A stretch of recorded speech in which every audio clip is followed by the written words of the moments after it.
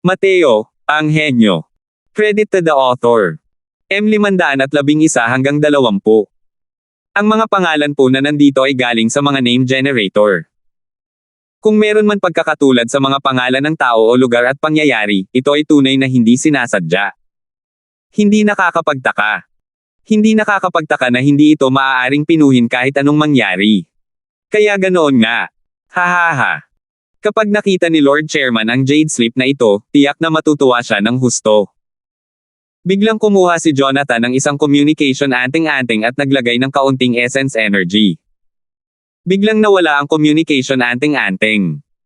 Nang makita ang ekspresyon ni Jonathan, hindi sinasadyang bumilis ang tibok ng puso ni Flynn. Kayang sinagot talaga ng batang ito ang tanong bulang. 136. Kuya Jonathan, posible ba na? Nagtatakang tanong ni Jason. Ngayon lang napagtanto ni Jonathan. Iniabot niya ang jade slip kay Jason at sinabing, mahal kong kapatid na Jason, pasensya na, pasensya na. Ang tanong na ito ay galing kay Lord Chairman. Matagal ko na rin itong sinaliksik. Pero pakiramdam ko may mga bagay na hindi ko maintindihan, at hindi ko ito malutas kahit ano paman. Ngayon na bigla ko nang naunawaan, sobra akong nasasabik. Nasagot na ba talaga? Medyo naghihinalo pa rin si Jason. Hehe, malalaman mo rin kapag tiningnan mo. Hindi rin makapag-abala si Jonathan na magkwento ng matagal sa kanya. Hayaan mo siyang patunayan ang sarili niya, at natural lang na malalaman niya. Nagdududang sinimulang suriin ni Jason ang laman ng jade slip, habang ang kanyang mga kilay ay lalong sumisikip. Pagkaraan ng mahabang panahon, tahimik na ipinasa ni Jason ang jade slip kay Leoyon. Ipinasa naman ni Leoyon ang jade slip sa isa pang alchemy sovereign matapos itong suriin. Matapos magtinginan ang tatlong tao, nagpalitan sila ng tingin, at wala ni isa sa kanila ang nagsalita. Matagal na nakaupo si Flynn na parang may pinagdadaanan sa tabi. Sa oras na ito, paano pa niya ito matiis? Hindi niya mapigil ang ibuka ang kanyang bibig at nagtanong, mga Panginoon, ano ang resulta? Tiningnan ng malalim ni Jason si Flynn at dahan-daang ibinuka ang kanyang bibig upang sabihin, medyo sikat ang tanong ni Lord Gentry. Sinaliksik na rin ito ng matandang ito noon. Tulad ng sinabi ni Kuya Jonathan, hindi ito malulutas sa isang partikular na lugar, hindi ito kayang lutesin. Ngayon lang, nang makita ang description sa loob ng jade slip na ito, sa wakas ay nakita na natin ang liwanag. Ang tanong na ito bulang. 136 na ay sa wakas ay nalutas na pagkatapos ng 5 taon. Tila biglang kumabog ng malakas ang puso ni Flynn habang hindi makapaniwalang nakatingin kay Mateo. Talagang sinagot ito ng batang ito. Kung may posibilidad pa si Jonathan na sumayaw ng maingat kasama si Mateo, tiyak na hindi magsisinungaling ang tatlong eksperto sa Alchemy Sovereign ng consultation team. Paano naging ganito kahalimaw ang batang ito? Isang tanong na kahit ang mga eksperto sa Peak Alchemy Sovereign ay hindi masagot, kaya niya naman itong sagutin ng napakadali. Bagamat walang mga paghihigpit sa larangan ng mga alchemist patungkol sa pag-iipon ng kaalaman, limitado ang enerhiya ng isang tao. Ang katumbas na antas ay karaniwang nakakaintindi lamang ng kaalaman sa alchemy sa parehong antas. Kahit na may ekstrang lakas ang isang tao para matuto ng ibang bagay, medyo lumampas lang din ito sa kasalukuyang antas. Pero itong si Mateo ay isa lamang mataas na ranggong quasi-alchemy king, ngunit tinawid niya ang dalawang pangunahing kaharian para sagutin ang isang tanong sa antas ng pinakamataas na antas ng alchemy king. Gaano ba ito kasama? Walang kapantay ang pangit ng ekspresyon ni Flynn. Alam niyang kahit tama man o hindi ang sagot sa mga tanong ni Mateo sa likod, yayanig ang pangalan ni Mateo sa Wormland City dahil sa mga pangyayari ngayon. Ikatlong batang Panginoon Carter, magkano ang gantimpala para sa tanong na ito bilang 136? Tanong ni Mateo nang may bahagyang ngiti. Parang kumain ng langaw si Flynn ngayon. Sumigaw siya ng ilang salita mula sa mga siwang sa pagitan ng kanyang mga ngipin, 10,000 high-grade essence crystals. Tumango si Mateo at nakangiting sinabi, ganito ba yan, hindi ba't ibig sabihin noon ay hindi lang nakabalik na ang mga essence crystal ko, nakakuha ako ng 9,000 high-grade essence crystals. Sulit ang transaksyong ito. Ang perang ito, itago mo muna yan. Pagkatapos masuri lahat ang 10 tanong na ito, bayaran mo ako ng sabay. 3 senior, ituloy mo na yan. Hindi mapigilan ni Jason na suriin si Mateo ng ilang beses. Iniisip niya kung nahulaan ba ni Mateo ang tanong na ito o umaasa sa tunay na kakayahan nitong sagutin ito. Kung umaasa lang ito sa tunay na kakayahan, kung gayon ang kabataang ito ay masyadong nakakatakot. Mataas na ranggong quasi-alchemy king ang lakas at sa katunayan ay mayroon na siyang kaalamang higit pa sa pinakamataas na antas ng alchemy sovereign. Kung totoo nga ito, wala talagang hadlang ang mga ranggo ng alchemist para sa kanya. Hanggat nagsasagawa siya ng isang makapangyarihang soul orgy, maaari siyang sumulong ng malaya at walang hadlang. Dahil sa lakas na taglay ni Mateo sa murang edad na ito, ang soul incantation na kanyang nilinang ay hindi maaaring maging masama kahit ano paman. Sige. Titingnan ng matandang ito ang tanong na ito bulang. 135. Gaya ng sinabi niya, muling ibinaon ni Jason ang kanyang banal na sentido sa Jade Sleep. Kasabay nito, sa loob ng isang nakatagong silid sa Alchemist Association, isang anting-anting sa komunikasyon ang biglang nagliwanag. Nagliwanag ang mga mata ni Gentry na kasalukuyang nasa isang pribadong lugar, at bamulong siya, ang Dragon Tiger Mighty Soul Pill na sinaliksik ko ng maraming taon, ay hindi ko mahanap ang tamang paraan. Ngayon, mayroon talagang isang taong kayang basagin ang hadlang na iyon. Gusto kong makita kung saan nanggaling ang batang ito. Pagkatapos magsalita, gumalaw ang figure ni Gentry, naglaho mula sa loob ng nakatagong silid. Sa Exquisite Jade Pavilion, ang mga tao ay nagkagulo na sa oras na ito. Tama rin ang tanong bulang. 135. Diyos ko! Anong klaseng kaalaman ba ang meron ang batang ito? Para magkaroon ng ganitong kasanayan. Kung ang tanong bulang. 136 na ay parang isang patay na daga na nahuhulog sa kamay ng isang bulag na pusa, kung gayon ang tanong bulang. 135 na ito ay hindi mailalarawan gamit ang swerte, tama ba? Ang Thousand Quarry Wall ay nakatayo ng tuwid sa Warmland City sa loob ng ilang libong taon. Ang ganitong kagandang okasyon ay malamang na hindi pa nangyari noon. Kayo, sa tingin ninyo ay masasagot niya ang lahat ng 10 tanong na ito. Nagbibiro ka ba? Kung sasagutin mo lahat ng 10 tanong, hanggang saan ba talaga kalawak ang kaalaman ng batang ito sa alchemy? 10 tanong kung tama lahat.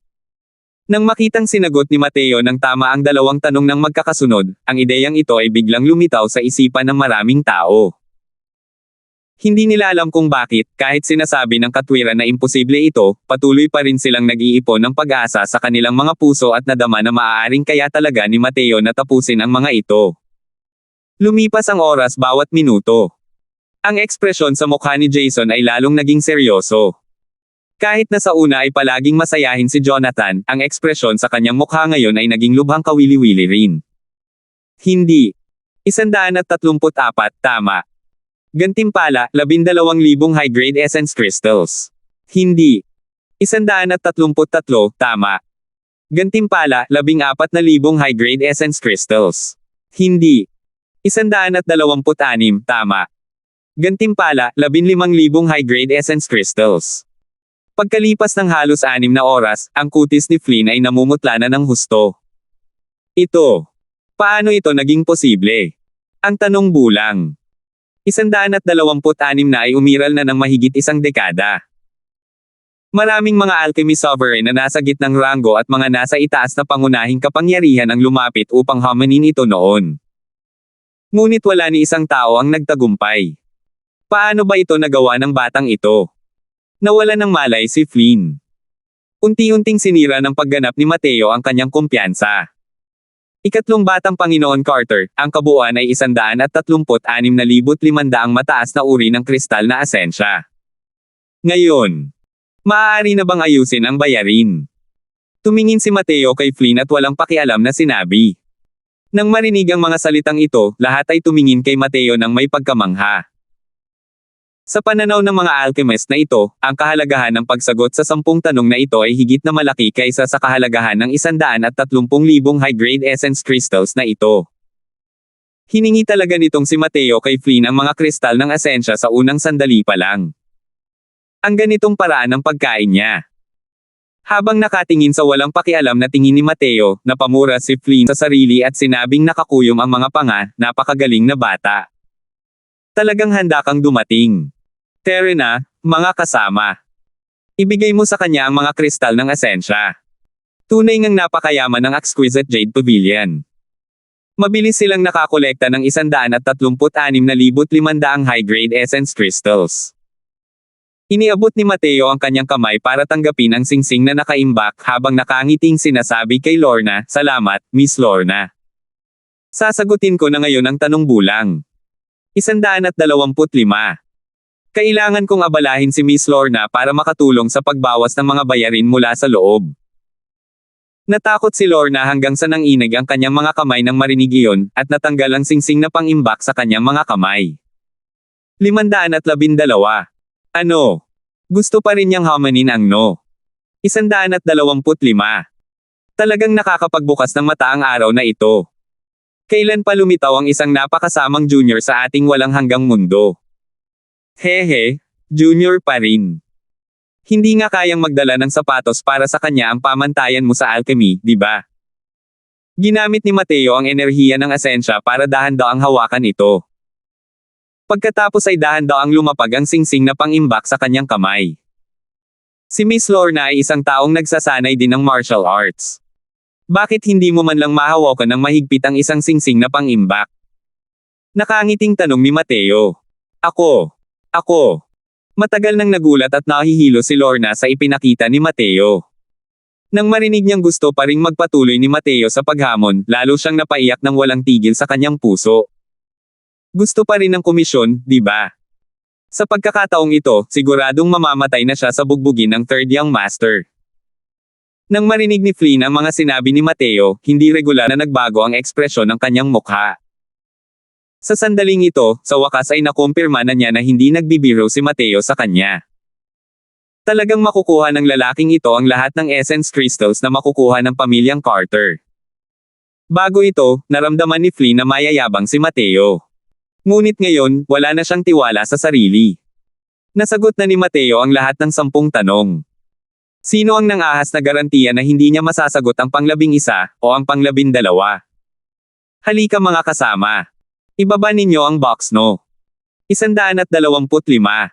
Sabi ni Flynn sa malungkot na boses. Dinala ng isang staff ang box no. 125 sa harap ni Mateo. Bahagyang ngumiti si Mateo at casual na kinuha ang Jade Sleep. Pagkatapos ay inilubog niya ang kanyang banal na sentido sa loob. Pinigilan ng lahat ang kanilang paghinga, habang nakapikit at nakatingin kay Mateo. Gaya ng dati, mabilis na tinapos ni Mateo ang pagtingin sa laman ng Jade Sleep, at nagsimulang mag-ukit. Di nagtagal, sa pamamagitan ni Jason at ng 4 nilang pagsusuri, tama na naman si Mateo. Tama ang tanong bulang. 125. Gantimpala, 20,000 high-grade essence crystals. Kung titingnan ng perang gantimpala, ang hirap ng tanong bulang. 125 ay tumaas pa ng isa pang antas. Ang dating mga gantimpala ay tumaas ng 1,000 o 500. Ngunit sa pagkakataong ito, lumaki ito ng 5,000 high-grade essence crystal sa isang iglap. Pero, tila wala itong pinagkaiba kay Mateo kumpara dati. Halos pareho lang ang oras na ginamit niya para sagutin ito. Sa halip, silang 4 na si Jason ang gumugol ng mas mahabang oras para suriin ito. Malinaw na ayaw tumigil ni Mateo. Pinili niyang ipagpatuloy ang paghamon sa no. 124. Maya-maya pa, muling narinig ang boses ni Jason, tama ang tanong bulang. 124. Gantimpala, 21,000 high-grade essence crystals. Tama ang tanong bulang. 123. Gantimpala, 22,000 high-grade essence crystals. Tanong bulang. 116, tama. Gantimpala na pera, 33,000 high-grade essence crystals.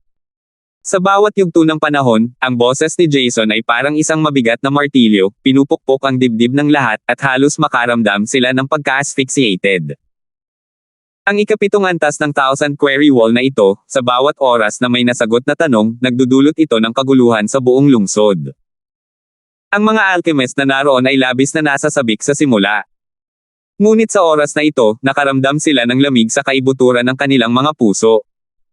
Ang tanong bulang. 116 na ay nailagay na roon ng halos 100 taon. Walang sumagot dito sa lahat ng panahong ito. Ang antas ng kahirapan ng tanong na ito ay wala pa sa parehong antas ng problema ni Gentry. Pero nagtagal si Mateo para sagutin ito mula simula hanggang katapusan, na parang nasa dulo ng kanyang mga daliri ang lahat ng tanong. Ang batang ito ay masyadong nakakatakot. Pagkatapos ng 10 tanong na ito, ang gantimpalang pera ni Mateo ay naipon na sa isang nakakatakot na halaga na 260,000 high-grade essence crystals. Sa ilalim ng normal na mga pangyayari, ang mga alchemist ay pawang medyo mayaman. Ngunit ang kabuoang net worth ng isang alchemy king ay hindi hihigit sa ilang 10,000 high-grade essence crystals. Ang premyong na panalunan ni Mateo ngayon ay 10 beses na ng isang ordinaryong hari ng alchemy. Bukod pa rito, patuloy pa rin sa pagsagot si Mateo. Ang ekspresyon ni Flynn ay maitim na parang ilalim ng palayok. Talagang nahihirapan siyang bumaba sa tigre ngayon. Dati, sinabi ni Mateo na gamitin ang perang pabuya para ipagpalit kay Sky Maple, at ayaw niya. Ngayon, sa harap ng napakaraming tao, kailangan pa ba niyang magmakaawa kay Mateo na kunin si Sky Maple? Sa ganitong sampal niya, paano siya magkakaroon ng paninindigan sa Wormland City sa hinaharap? Pero kung hindi niya pakakawalan si Sky Maple, talagang ilulugi ni Mateo ang pamilyang Carter. Ang 400,000 high-grade essence crystals ay parang hibla lang ng buhok mula sa siyam na baka para sa buong pamilyang Carter. Ngunit ang problema ay ang perang gantimpala sa likod ay lalong nakakatakot. Sa patuloy na ganito, ang pamilyang Carter ay talagang walang magagamit na essence crystals para mabayaran ito. Bukod pa rito, kung patuloy na mananalo si Mateo, magiging malaking dagok ito sa katanyagan at prestihiyo ng Thousand Quarry Wall. Ito ay isang kinalabasan na hindi kayang tiisin ng pamilyang Carter. Kung alam lang ng matandang patriyara ang nangyari rito, tiyak na magagalit siya ng husto. Ano ang dapat gawin ngayon? Sa oras na ito, isang paos at matanda na boses ang umalingaw-ngaw sa buong pangunahing bulwagan. Paumanhin. Pansamantalang sarado ang Thousand Quarry Wall ngayon. Sa mga kapwa ko miyembro ng parehong linya na narito, ang bawat isa ay maaaring kumuha ng 10 piraso ng high-grade essence crystals mula sa pintuan ng Exquisite Jade Pavilion upang ipakita ang paghingi ng tawad ng aking Carter family. Isang figure ang biglang lumitaw sa tabi ni Flynn. Nang makita ng mga alchemist na iyon ang figure, hindi sinasadyang nanikip ang kanilang mga mata. Ang taong ito ay walang iba kundi ang matandang patriarka ng pamilyang Carter, isang middle rank na alchemy sovereign, si Zachary Carter. Lolo. Nang makita ni Flynn ang pagdating, hindi niya napigil ang matuwa ng husto. Pagdating ni Zachary, alam ng mga alchemist na hindi na matutuloy ang palabas ngayon. Malapit nang yumuko ang mga alchemist na ito nang mahinahong sinabi ni Mateo, na balitaan kung may hawak ang pamilyang Carter sa mundong ito gamit ang salitang walang kinikilingan. Pero bakit ninyo ginagawa ang bagay na ito tungkol sa pagkiling ngayon? Hindi inakala ni Zachary na maglalakas loob si Mateo na maging ganito kawalang pigil sa harap niya. Hindi napigilan ng ekspresyon niya na dumilim nang sabihin niya, isang araw palang magsasara ang Exquisite Jade Pavilion.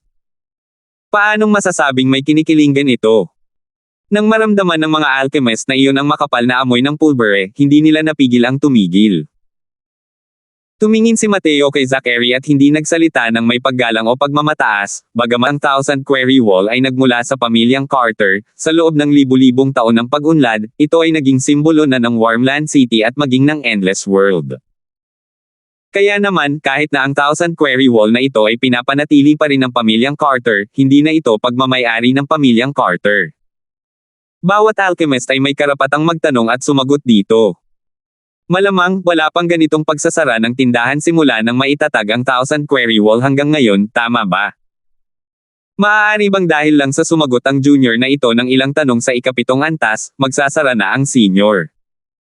Hindi ba't ang ganitong aksyon, ay nag-aalis ng karapatan sa lahat ng alchemist sa mundo na maglakbay? Hindi ba't may kinikilingan ito? Nang marinig ang mga salita ni Mateo, palihim na nagsaya ang lahat ng mga alchemist sa kanilang mga puso.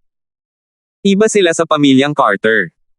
Natural lang na gusto nilang makitang masagot ng paisa-isa ang mga tanong na ito sa ikapitong antas. Ang ganitong kahangahangang okasyon ay mahirap makaharap kahit minsan sa loob ng 1,000 taon. Paano nila ito mapalampas? Bagamat alam nilang lahat na ang pamilyang Carter ang gustong siguraduhin ang prestihiyo at katayuan ng Thousand Quarry Wall, nasira nga nito ang interes ng lahat. Bahagyang nanliit ang mga mata ni Zachary nang marinig niya iyon. Isang bahagyang napapansing intensyong pumatay ang unti-unting dumaloy patungo kay Mateo. Si Ren na ito ang magiging tagapamayapa ngayon. Maghiwa-hiwalay na kayong lahat. Sa sandaling iyon, may narinig na isa pang boses. Isang matandang lalaki ang lumitaw sa karamihan. Nagbago ang mga mukha ng lahat. Medyo nagulat na tiningnan ni Zachary ang pagdating, at bahagyang yumuko, naisip na ang nangyari ngayon ay ikinabahala ng Panginoon ng lungsod. Kasalanan ito ni Carter. Pero hindi na inabala ni Celso si Zachary at sumigaw, dahil dumating din si Lord Chairman, bakit hindi ka magpakita? Lahat ng mga alchemist ay nagulat sa loob-loob nila. Ang hanay ng mga ito ngayon ay talagang lalong lumaki. 513. Nako, hindi ko akalain na personal pala talagang pumunta rito ang City Lord. Isang figure ang lumutang pababa at lumapag. Sino kaya iyon kundi si Gentry? Hindi na sumunod si Celso, ngunit sinabi niya sa seryosong boses, hindi pa kayo umaalis. Maaari bang gusto ninyong ako mismo ang gumawa ng hakbang? Nagulat ang mga alchemist na iyon nang marinig iyon at dali-daling umalis sa pangunahing bulwagan. Nag-alisa na ang mga walang kwentang tao. Naging kakaiba ang kapaligiran dito. Sina Celso, Gentry, Carter Zinn, Jason, at ang iba pa, ang kanilang mga titig ay nakatuon kay Mateo na parang sinusubukang makita ang nasa loob ni Mateo. Habang nakatingin sa grupo ng mga Leviathan, hindi man lang natakot si Mateo at walang pakialam na sinabi, posible kayang magtulungan ang mga senior para apihin ang isang junior na katulad ko. Naging kakaiba ang ekspresyon sa mukha ng lahat. Junior ba iyon? Para masagot ng walang kahirap-hirap ang 20 tanong mula sa ikapitong antas, maituturing ba talagang junior ang isang taong iyon? Huho, saan naman nanggaling yan? Little Brother Crosswell, natanggap ko ang summon ni Jonathan at pumunta rito para magpasalamat sa'yo. Ilang dekada nang sinaliksik itong Dragon Tiger Mighty Soul Pill pero hindi ko pa rin mahanap ang tamang solusyon. Hindi ko akalain na makukuha ko pala ang solusyon sa mga kamay mo ngayon, sabi ni Gentry nang may malumanay ng ngiti. Hindi mo kailangang maging magalang Lord Chairman. Ikaw ang nagtanong, natanggap ko na ang gantimpala. Pantay lang tayong dalawa. Hindi mo na kailangang magsabi ng salitang salamat, malamig na sabi ni Mateo. Nang lumabas ang mga salitang ito, lahat ay huminga ng malalim. Ang lakas ng loob nilang magsalita ng ganito kay Gentry, bukod kay Celso, malamang ito lang ang nasa harap nila, di ba? Pero walang pakialam si Mateo. Mainit ang tingin niya kay Celso, pero nanlamig ang tono niya. Inimbitahan ako ng City Lord na pumunta sa Warmland City, pero hindi niya man lang maprotektahan ng maayos ang elder ng sect ko. Ngayon na pumunta ako para humingi ng tulong sa mga tao, pumunta naman ang City Lord para manggulo. Ganito ba ang pagtanggap sa inyo ng Warmland City? Pero hindi mabait si Celso. Nang marinig niya ang sinabi ni Mateo, agad siyang nagalit, napakabastos mo, itong punk na ito. Ang Thousand Quarry Wall ay parang totem na pag-iral ng Warmland City ko. Medyo sobra-sobra ang paraan mo ng paggawa ng mga bagay-bagay. Hey, sobra na diba? Binigyan ko siya ng pagkakataon. Siya ang may ayaw. Dahil ganoon nga, kailangan niyang magbayad ng katumbas na halaga para dito. Ako, si Mateo, ay hindi nag-uudyok ng gulo ng walang dahilan, pero hindi rin ako takot sa gulo. Hindi natinag si Mateo. Nang marinig ng iba pang mga early rank alchemy sovereign at middle rank alchemy sovereign ang tono ng pagsasalita ni Mateo, palihim silang pinagpawisan. Sina Gentry at Celso ay parehong nasa pinakamataas na antas ng pag-iral sa walang hanggang mundo. Nasaktan silang lahat ni Mateo, gaano pa kaya kaitigas ang loob nila. Napakagaling na hindi takot sa gulo. Sa pilitang sinakop ng iyong Tranquil Cloud Sect ang teritoryo ng aking Warmland City. Hindi man lang kita nahanap para ayusin ang problema at ikaw na mismo ang naging masungit sa akin. Lalong tumindi ang galit ni Celso. Habang nagsasalita siya, lumihis na ito sa usapan. Nakita ni Jonathan ang sitwasyon at hindi siya nakaramdam ng anumang kapanatagan, kaya dali-dali siyang nagmakaawa, Panginoon ng lungsod, ang bagay na ito ay nasa loob pa rin ng saklaw ng kanyang kontrol. Umatras kayong dalawa. Humph! Mayabang at walang hiya ang baliw na to dahil sa kakayahan niya. Minaliit pa ang matandang to. Masyado talagang mayabang. Tinatreto ko siya bilang isang panauhin, pero ang totoo, napakasuplede niya. Isa talagang batang to na hindi alam ang lawak ng langit at lupa. Malamig na sabi ni Mateo, ang Heavenly Evil Sect ay nakagawa ng masasamang gawain kahit saan, pero ang Wormland City ninyo ay nagbubulag-bulagan dito. Nakakatulong iyan sa masasama na ipagpatuloy ang masasamang gawain. Tinulungan ko kayong alisin ang kasamaan at ako ang mali. Ang mga taong nagsasanay sa alchemy ay dapat may mabubuting pag-iisip. Ang Wormland City na ito ay itinuturing na banal na lungsod ng alchemy. Hehe. Hindi ba't lumalampas ito sa katotohanan? Natulala si Zachary habang nakikinig sa tabi. Hindi umimik ang kanilang pamilyang Carter, ngunit nagsimulang mag-agawan sa lalamunan ang Panginoon ng lungsod at ang batang ito. Anong nangyayari rito? Medyo naguguluhan din ang lahat, hindi nila alam kung bakit ang init ng ulo ng 2 taong ito. Sa wakas, si Gentry pa rin ang humarap upang maging tagapamayapa. Mga Ginoo, pakalmayin muna ninyo ang inyong galit. Sa totoo lang, ang 20 problemang nalutas ni Little Brother Crosswell ay may malaking kontribusyon sa kaunlaran ng alchemy path ng aking Wormland City. Hindi lang talaga naunawaan ng mabuti ang kahalagahan ng pagiging maayos. Si Little Brother Crosswell, na nahaharap sa isang malaking kaaway sa ngayon, hindi ba't mayroon tayong mga panloob na alitan na nagpapahirap sa ating sarili at nagpapasaya sa kaaway? Sa aking palagay, hinayaan na lang ng pamilyang Carter na umalis ang elder na iyon ng Tranquil Cloud Sect, at itinuturing na rin itong lumipas na. Hey, paano naging ganoon kadali? Dapat humingi ng tawad ang pamilyang Carter kay Grand Elder Sky Maple. Sabi ni Mateo nang may malamig na ngiti. Hindi pwede. Maaari siyang palayain. Pero imposibleng humingi ng tawad. Agad na pagtanggi ni Zachary. Nakakatuwa naman yung biro. Paano naman makakahingi ng tawad ang isang napakalaking angka ng pamilya tulad ng pamilyang Carter sa isang elder ng isang maliit na sekta na nasa 2 baitang lang? Hehe, hindi rin naman pwedeng hindi humingi ng tawad. Hindi ko kailangan na palayain mo na ang tao. Pwede na kayong magsara ngayon, pwede ba namang magsara ito araw-araw sa hinaharap?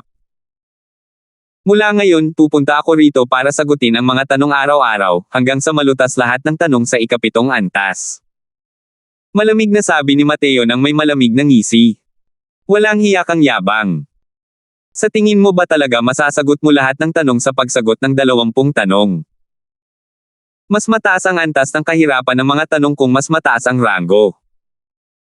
Ang mga problemang hindi kayang lutisin ng kahit sino sa loob ng ilang libong taon ay kayang lutisin gamit lang ang mga katulad mo. Mapanghamak na sabi ni Flynn nang marinig niya iyon. Subukan mo talaga. Malamig na sabi ni Mateo. Direktang pinalala ng sentensyang ito ang mga panloob na pinsala ni Flynn. Tinanong na niya si Mateo dati.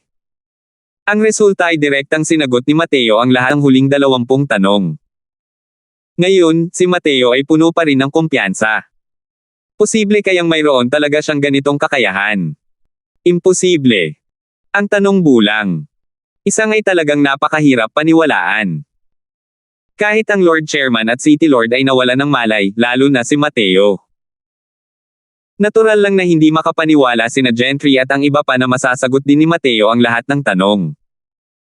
Pero, ang pagiging deadlock dito ngayon ay hindi rin solusyon.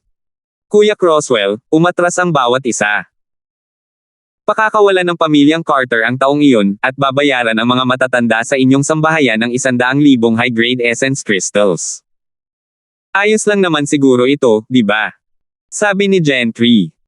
Pero umiling si Mateo at sinabing, gusto ko lang humingi ng tawad. Mga kristal ng asensya, hanggat gusto ko, hindi mabilang ang makukuha ko. Natigilan ang lahat. Hindi tinatabla ng matigas o mahinang taktika ang Mateo na ito. Maling sagot ni Sky Maple sa tanong at siniraan pa niya ang reputasyon ng pamilyang Carter ko. Hindi ko siya direktang pinatay ay pagpapakita na ng pagiging mapagpasensya. Gusto mo pa rin ba kaming humingi ng tawad? Hamon ni Flynn. Biglang ngumiti si Mateo at sinabing, ganoon ba?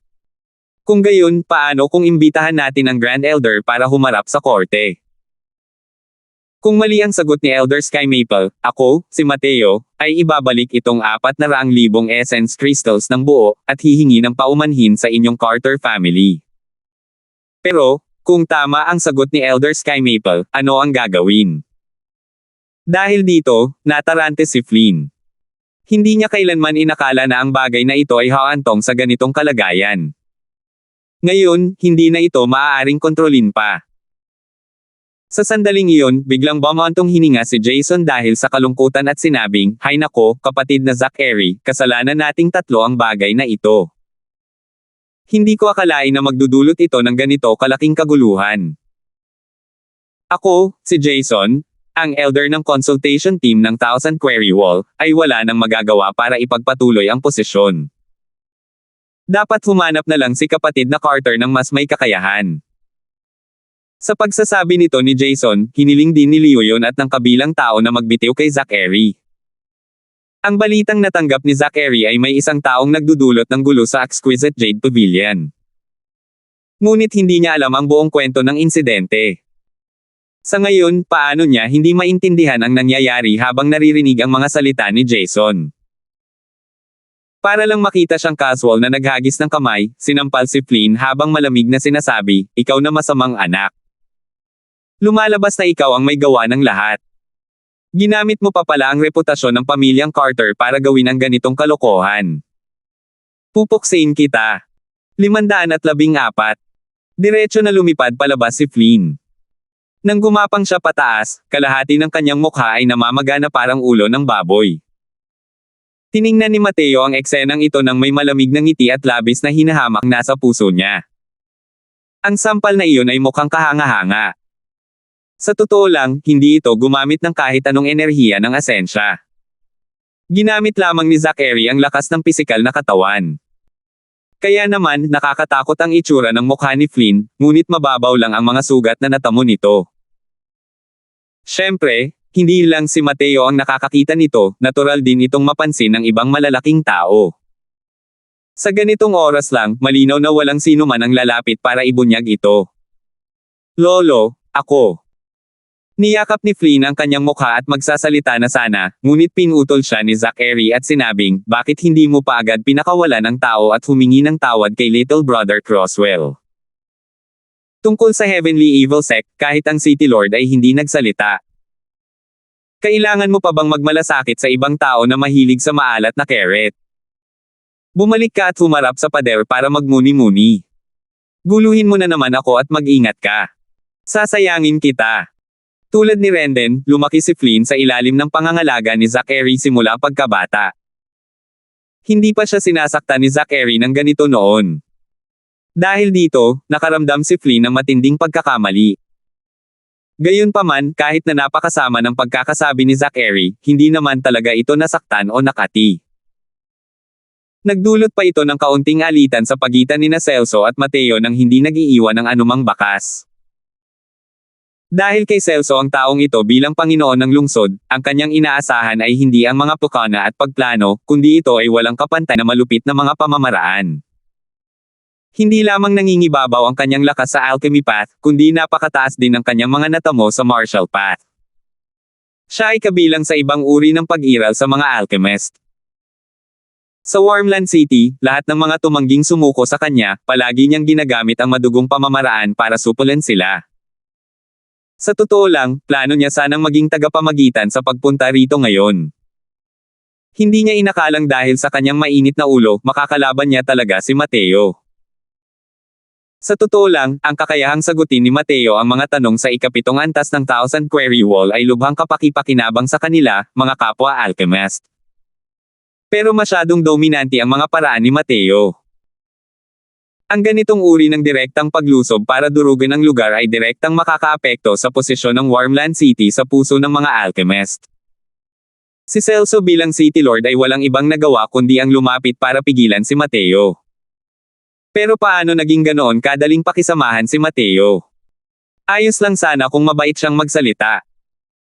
Pero, kailangan lang ni Celso na maging mapag-utos, na direktang nagpapagalit sa opinyon ni Mateo tungkol sa kanya.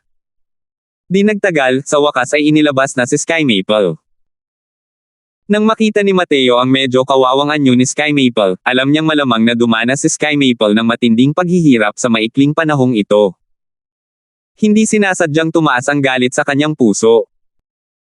Nang makita ni Sky Maple ang isang grupo ng mga eksperto sa Alchemy Sovereign na naroroon, hindi niya napigil ang huminga ng malalim at lumapit sa tabi ni Mateo. Hehe, ang aking Tranquil Cloud Sect ay pumunta sa Warmland City para sa kaligtasan ng Endless World, pero ganoon ang trato sa amin. Mukhang nag-hallucinate lang kami na handa ang kabilang panig. Kalimutan mo na yan. Hindi ko rin kailangan ang paghingi ng tawad ng iyong Carter family. Aalis kami agad ng Grand Elder sa Warmland City para maiwasan ang pagiging masakit sa paningin ng lahat. Grand Elder? Tara na. Gaya ng sinabi niya, hinailan ni Mateo si Sky Maple at akmang aalis na. Nang makita ni Celso ang eksenang ito, gusto niyang pigilan si Mateo ngunit pinigilan siya ni Gentry. Tinignan ni Gentry si Jonathan, sinenyasan itong kumilos. Pagkatapos ay sinabi ni Gentry kay Celso, matandang Ren, huwag mo nang dagdagan pa ang alitan. Ang batang ito ay malinaw na isang taong makukumbansi ng katwiran, ngunit hindi siya isang taong dapat takutin ng puwersa. Ipagpatuloy mo lang ito at ang walang hanggang pagkikita sa loob ng 2 araw ay malamang na hindi na magsisimula. Nang marinig ang mga salitang ito, ang unti-unting pagangat ng galit ni Celso ay tuluyang napigilan. At sa maikling panahong ito, nilisan na ni Mateo ang exquisite Jade Pavilion. Sumunod din si Jonathan. Sumulyap siya kay Gentry at maingat na sinabi, ikaw na matandang punk na ito, anong mga tusong ideya na naman ang pinaplano mo? Ang iyong Alchemist Association ay nakatayo ng malayo sa mga makamundong konsiderasyon. Kahit na talagang umatake ang Fierce Gale World dito, hindi rin sila maglalakas loob na gumawa ng kahit ano sa iyo. Huwag mong sabihin na ginagawa mo rin ito para sa kapakanan ng walang hanggang mundo. Binitiwan ni Gentry si Celso at sinabing may bahagyang ngiti, dahil maganda ito, hindi rin dahil maganda rin ito. Hindi ka ba interesado sa binatang ito? Sa palagay ko, ang kaalaman niya sa alchemy ay malamang na higit na nalampasan ang sa iyo at ang akin. Sumanghel si Celso ng malamig at sinabing, kung hindi lang pambihirang panahon ngayon, tiyak na pahihirapan ng husto ng matandang lalaking ito ang mabahong batang ito. Kahit na mas mataas pa ang kanyang kaalaman sa alchemy, isa lamang siyang si Transformation Realm. Kaya pa ba niyang baligtarin ang langit? Nakangiting sabi ni Gentry, ikaw yang matandang yan, laging mainitin ang ulo. Hindi mo lang basta tinitingnan ang batang yan na sobrang tigas ng ulo.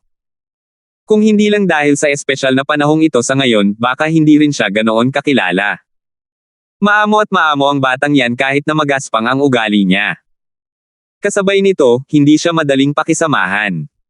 Malamig na sumangot si Celso, ngunit pagkatapos ay humarap siya kay Zachary at sinabing, napakagandang bagay na ginawa ng pamilyang Carter mo. Wala akong pakialam kung basagin ninyo ang mga karatula ninyo. Pero kung nagbabanta ito sa lungsod ng Warmland, huwag ninyong sisihin ang matandang ito sa pagiging masungit sa inyo. Medyo pangit ang ekspresyon ni Zachary habang tumatango at sinabing, magtiwala ka, Panginoon ng lungsod. Ang insidenteng ito, tiyak na haharapin ito ng maayos ng pamilyang Carter. Bagamat walang kapantay ang matibay na pundasyon ng pamilyang Carter, sa ilalim ng pamamahala ni Celso, kinailangan ni Zachary na isuksok ang kanyang buntot sa pagitan ng kanyang mga binti upang kumilos ng maayos. Nakakainis kay Celso, dahil walang sino man ang makakakuha ng anumang mabuti mula rito. Sa Warmland City na ito, napakatagal na panahon na mula nang may nangahas na hamanin ang autoridad ni Celso. Kung titingnan mula sa anggulong ito, maituturing na si Mateo ang numero 1 tao sa Warmland City. Mateo. Sandali lang. Sandali lang. Hinabol ni Jonathan si Mateo palabas habang sumisigaw ng buong lakas. Napahinto si Mateo nang marinig iyon at yumuko kay Jonathan at sinabing, ngayon, maraming salamat kay Master Jonathan sa pagtulong sa akin na makaahon sa aking kalagayan. Pinapanatili ito ng batang ito sa aking puso. Sa susunod, kung may pagkakataon, tiyak na gagantay siya ng malaki. Ngayon, kung hindi dahil sa presensya ni Jonathan, mahirap sabihin kung ano ang magiging resulta. Tumawa si Jonathan at sinabing, Kuho, masyado kang seryoso sa mga sinasabi mo. Kung hindi dahil sa pagpunta ko sa Exquisite Jade Pavilion ngayon, malamang pagsisisihan ko ito habang buhay. Nang makita kitang uminom ng mga refined pills kahapon, naisip ko pang kumuha ng disipulo. Ngayon ko lang nalaman na padalos-dalos pala ako sa mga sinasabi mo. Sa harap mo, paano ko kaya matatawag na master? Nang makita niya ang pagganap ni Mateo ngayon, saka lang nalaman ni Jonathan kung bakit wala talagang interes sa kanya si Mateo kahapon. Ang alam niya ay alam lahat ni Mateo. Ang hindi niya alam ay alam din ni Mateo. Ano ang gagamitin niya para turuan si Mateo? Kung naaalala mo pa ngayon, ang kahapon ay talagang isang malaking biro. Si Master Jonathan ay isang eksperto sa Alchemy Sovereign. Master, natural lang na karapat-dapat ang salitang ito, nakangiting sabi ni Mateo. Sa totoo lang, sa harap ni Mateo, sino kaya ang karapat-dapat sa salitang ito? Tinulungan lang talaga ni Jonathan si Mateo. Natural lang na magpasalamat si Mateo. Nagmamadaling ikinumpas ni Jonathan ang kanyang mga kamay at sinabing, haha, kung ayos lang sa iyo, tawagin mo na lang akong kuya. Napakawalang saysay ng salitang ito, Ginoo. Hindi rin naman mapagpanggap si Mateo at nakangiting tumango habang sinasabing, dahil ganoon nga, mas mabuting tanggapin ni Mateo ang kahilingan kaysa tumanggi ng magalang. Babalik agad kami ni na Elder Jonathan, Grand Elder at ako sa Tranquil Cloud Sect. Kung may oras kayo, pwede kayong bumisita ng madalas. Nagmamadaling sinabi ni Jonathan, na kababatang kapatid na Crosswell, ganito talaga ang ugali ng Panginoon ng lungsod. Hindi mo siya sinusubukang gantihan. Naku, pinag-aaway niya si Zane nitong mga nakaraang araw. Maituturing na rin itong pagiging maalalahanin. Bukod pa rito, kung hindi dahil sa paghahanap sa akin ni Zane ngayon, hindi rin ako makakarating ng nasa oras, hindi ba? Tumango si Mateo. Nagpapakita lang talaga siya ng galing para pabagsakin ang matandang iyon. Malinaw na hindi talaga siya aalis. Sige. Dahil ito sa mukha ni Kuya. Nagatubili sandali si Mateo at sinabi. 515. Haha. Ganoon dapat. Halika, pumunta ka sa bahay ko para mag-usap. Si Kuya ang may pinakamataas na grado ng Immortal Remembrance Jade Brew. Ngayon, hindi tayo babalik ng hindi nalalasing. Inakbayan ni Jonathan si Mateo at hinayla ito ng mahigpit na parang tunay na magkaibigan kahit na malaki ang agwat ng edad. Walang pagpipilian si Mateo at ang tanging magagawa na lang ay magpaalam kay Sky Maple at umalis kasama si Jonathan. Bilang isang eksperto sa Alchemy Sovereign, ang tirahan ni Jonathan ay natural na napakarangya. Dinala ni Jonathan si Mateo sa isang maliit na patio, kumuha ng 2 maliliit na bote ng alak na jade, at ipinakita ang mga ito. Sabi niya, ang Immortal Remembrance Jade Brew na ito ay may pinakamataas na grado sa lahat ng alak. Sa lungsod na ito, si Yunjin Fade lang ang nakakaalam kung paano ito timplahin. Walang tigil ko siyang kinukulit bago kumuha ng 6 na bote mula sa kanya. Ngayon, kung hindi lang para aliwin ang nakababatang kapatid na ito, hindi ako magtitiis uminom. Nakangiting sabi ni Mateo, Kuya, hindi ba't mapapahiya si Mateo kung ganito ang gagawin mo? Hoy, ano pa bang mahihiya? Ang makipagkaibigan sa nakababatang kapatid, masaya na ako. Halika, halika, halika. Tikman mo agad. Habang sinasabi niya, malapit nang ibuhos ni Jonathan ang alak para kay Mateo. Natigilan si Mateo at sinabing, ganito ba ang pag-inom? Sa pagkakataong ito, si Jonathan naman ang natulala. Nagtanong siya, ba ganito umiinom? Paano pa ito magiging lasing? Tumawa si Mateo at sinabing, si Kuya ang kumuha nitong Immortal Remembrance Jade Brew, pero hindi mo alam kung paano ito inumin. Sayang naman di ba? Gulat na sabi ni Jonathan, ha? Nang marinig mo ang ibig sabihin ng mga salita ng nakababatang kapatid, nainom mo na ba itong Immortal Remembrance Jade Brew dati? Sa pagkakaalam ko, sa walang hanggang mundong ito, parang si Yunjin Fade lang ang nakakaalam kung paano gumawa ng alak na ito. Sandali lang, pag-usapan mo muna kung paano dapat inumin ang alak na ito. Nakangiting sabi ni Mateo, ang Immortal Remembrance Jade Brew ay may kabuuang 5 grado, mababang grado, gitnang grado, mataas na grado, pinakamataas na grado, at ang pinakamataas na antas ng langit. Ayon sa pagkakaiba ng antas, ang mga lalagyan ng alak ay hindi rin magiging ganap na pareho.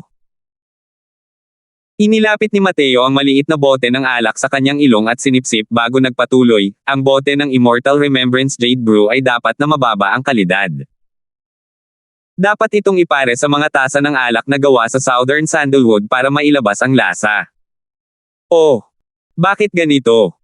May kakaibang tingin si Jonathan na para bang nakatuklas siya ng isang bagong kontinente. Sa pagkakaalam niya, si Yunjin Fade na matandang punk na iyon ay mayroon pa ring mas magandang Immortal Remembrance Jade Brew, ngunit hindi niya ito kailanman handang ipakita sa iba, lalo na't hingin pa. Matapos uminom si Jonathan ng mababang uri ng Immortal Remembrance Jade Brew sa bahay ni Yunjin Fade, hindi na niya makalimutan ang lasang iyon. Kaya naman, araw-araw siyang lumalapit kay Yunjin Fade para humingi ng ilang bote. Noong una, hindi pa pumayag si Yunjin Fade. Kalaunan, dahil sa matigas at malumanay na taktika ni Jonathan at sa kanyang walang humpay na pang-aasar, sa wakas ay hindi na niya ito natiis at naubos na ni Jonathan ang 6 na bote. Pero, ngayon lang niya narinig noon na ang pag-inom nitong Immortal Remembrance Jade Brew ay talagang maraming detalyeng dapat bigyang pansin. Ang bango ng Southern Sandalwood kapag hinaluan ng alak na ito ay lalong magpapatindi ng lasa kapag pumasok ito sa iyong bibig. Bukod pa rito, ang mababang uri ng Immortal Remembrance Jade Brew ay mayroon pa ring ilang mga dumi. Ang mga tasa na gawa sa Southern Sandalwood ay maaaring bahagyang linisin ang mga duming ito, na ginagawang mas mabango ang lasa ng Immortal Remembrance Jade Brew, paliwanag ni Mateo. Ganoon pala talaga kadetalyado ang mga tasa. Mga tasa na gawa sa Southern Sandalwood, meron talaga ako nito dito. Akala ko lang noon pa, mas bagay ang mga tasa ng alak na gawa sa jade para sa Immortal Remembrance Jade Brew, at ang mga tasa na gawa sa kahoy ay makakasira sa lasa ng Immortal Remembrance Jade Brew. Kaya, hindi ko pa ito nagamit sa pag-inom. Ngayon, nang marinig ko ang sinabi ng nakababatang kapatid ko, kailangan ko talagang subukan ito. Tumakbo si Jonathan papasok sa silid. Maya-maya pa, inilabas niya ang 2 tasa na gawa sa kahoy. Pagkatapos magsalin ng alak, inilipat ni Jonathan ang tasa sa harap ng kanyang mukha at sinipsip. Hindi sinasadyang nagliwanag ang kanyang mga mata, mas mabango talaga ito kumpara dati. Pagkatapos noon, humigop siya ng alak. Agad na bumalatay sa mukha niya ang parang naglalakad sa mga ulap, parang komportable talaga siya. Hindi nagsalita si Jonathan. Humigop lang siya ng sunod-sunod sa ganitong paraan at ininom ang tasang ito ng alak sa loob lamang ng maikling panahon. Ngumiti si Mateo. Gayon din, kinuha niya ang kanyang tasa ngunit agad din itong ininom. Ang mababang uri ng Immortal Remembrance Jade Liquid na ito, ay sadyang hindi makapag-abalang tikman ni Mateo ang alak. Sa kanyang nakaraang buhay, ang iniinom ni Mateo ay pawang mga Heaven Grade Immortal Remembrance Jade Liquid. Ang lasa nito ay ibang-iba kumpara sa mababang uri na ito. Inilagay niya ang tasa sa mesa, at binigyan si Mateo ng malaking thumbs up habang pinupuri, gamit ang mga tasa ng Southern Sandalwood para paglagyan ng alak, ang lasa at lasa ay bumuti ng hindi bababa sa 10% mula dati. Nakababatang kapatid, talagang kahanga-hanga ka. Tumawa si Mateo at sinabing, "Kuya, huwag mo akong pagtawanan. Nakababata, alam ko lang, iyon lang." Pero natatawang sabi ni Jonathan, "Sa pagkakaalam ko, sa walang katapusang kagubatan na ito, tanging si Yunjin Fade lamang ang nakakaalam kung paano gumawa ng alak na ito." Hindi sinasadyang nakuha niya ang sikretong recipe na ito sa isang kuweba sa kung saan noong siya ay gumagala sa walang katapusang kagubatan noong mga unang taon niya. Nakasaad din sa sikretong formula na iyon na ang Immortal Remembrance Jade Brew ay nahahati sa 5 grado. Ang sikretong recipe lang ang may paraan ng paggawa ng alak para sa mababang grado. Hindi kumpleto ang paraan ng paggawa ng alak para sa middle grade. Nakikita kong tila pamilyar ang nakababatang kapatid sa Immortal Remembrance Jade Brew na ito. Maaari kayang nakainom ka na ng alak na ito dati. Alam ni Mateo na sinusubukan ni Jonathan na intindihin ang kanyang pinagmulan sa pamamagitan ng pagpapalit-palit ng mga salita, kaya nakangiti niyang sinabi, "Hindi ko lang ito nainom dati, alam ko pa kung paano ito timplahin."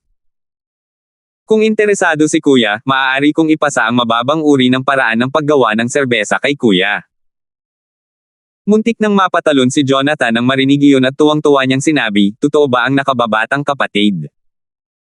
Nakangiting sabi ni Mateo, tingnan mo nga ang sinasabi mo. Lolokohin ko ba si kuya? Ang galing naman. Haha. Si Yunjin Fade, yung matandang yon, laging ipinagmamalaki ang Immortal Remembrance Jade Brew niya sa harap ko. Hintayin mong itimpla ko itong Immortal Remembrance Jade Brew.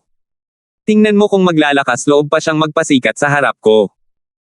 Parang batang inis na inis si Jonathan ngayon, gustong tumakbo sa harap ni Yunjin Fade para agad na makatama ng bala. Mukhang matagal nang nagkikimkim ng hinanakit si Jonathan sa harap ng Yunjin Fade na iyon. Kung iisipin, tama nga. Ang mababang uri ng Immortal Remembrance Jade Brew na ito ay natural na hindi gaanong mahalaga sa paningin ni Mateo. Ngunit sa Endless World, ito ay isang mataas na uri ng masarap na alak. Likas din sa tao ang pagkakaroon ni Yunjin Fade ng ganitong sikretong recipe at ang pagpapakita nito ng kaunti sa harap ng kanyang mga kasama. Isa pa, tila sina Yunjin Fade at Jonathan ay parehong mahilig sa alak. Kung hindi maaaring magkaroon si Jonathan ng mga tasa ng alak na gawa sa Southern Sandalwood dito. Mukhang may mga depekto ang paraan ng paggawa ng alak na ito na may mababang kalidad na Immortal Remembrance Jade Brew. Mukhang hindi gaanong orthodox ang lasa. Kuya, kapag ginamit mo ang paraan ko sa paggawa ng alak na ito, ipinapalagay kong malaki ang mapapabuti nito, nakangiting sabi ni Mateo. Habang umiinom ng alak at nag-uusap sina Mateo at Jonathan, si Flynn ay kasalukuyang tinutokso ni Zachary, at ang una ay pinagalitan ng husto. Hanggal ka. Alam mo na ang batang iyon ang panauhing pandangal na inimbitahan ng 3 sekta at ni Celso, at nang ahas ka pang gamitin ng ganitong paraan para pukawin siya. Sasayangin mo ba lahat ng reputasyong nakalap ng aking pamilyang Carter sa loob ng libu-libong taon? Kung gumuho ang Thousand Quarry Wall, mawawalan na ng pagkakataon ang aking pamilyang Carter na bumangon muli. Naiintindihan mo ba? Ilang beses ko na bang sinabi sa iyo, huwag kang makisama sa mga walang kwentang kaibigan na yan. Ituon mo ang iyong atensyon kay Rendan. Kung hindi mo siya malampasan, patuloy na susupilan ng pamilya rin ang aking pamilyang Carter. May mukha si Zachary na parang inaasahan niyang mas maganda ang mangyayari sa kanya. Malinaw na labis siyang naiinis kay Flynn. Matagal nang hangupa ang pamamaga sa mukha ni Flynn. Ngunit ang 5 bakas ng daliri na iyon ay nananatili pa rin sa kanyang mukha. Dahil sa matinding paninisi ni Zachary sa oras na ito, paano siya nang ahas na sumagot? Matagal na pinagalitan ni Zachary bago mariing sinabi, bukas, magdala ka ng mga regalo at personal na pumunta sa Farron Pavilion para humingi ng tawad kay Mateo.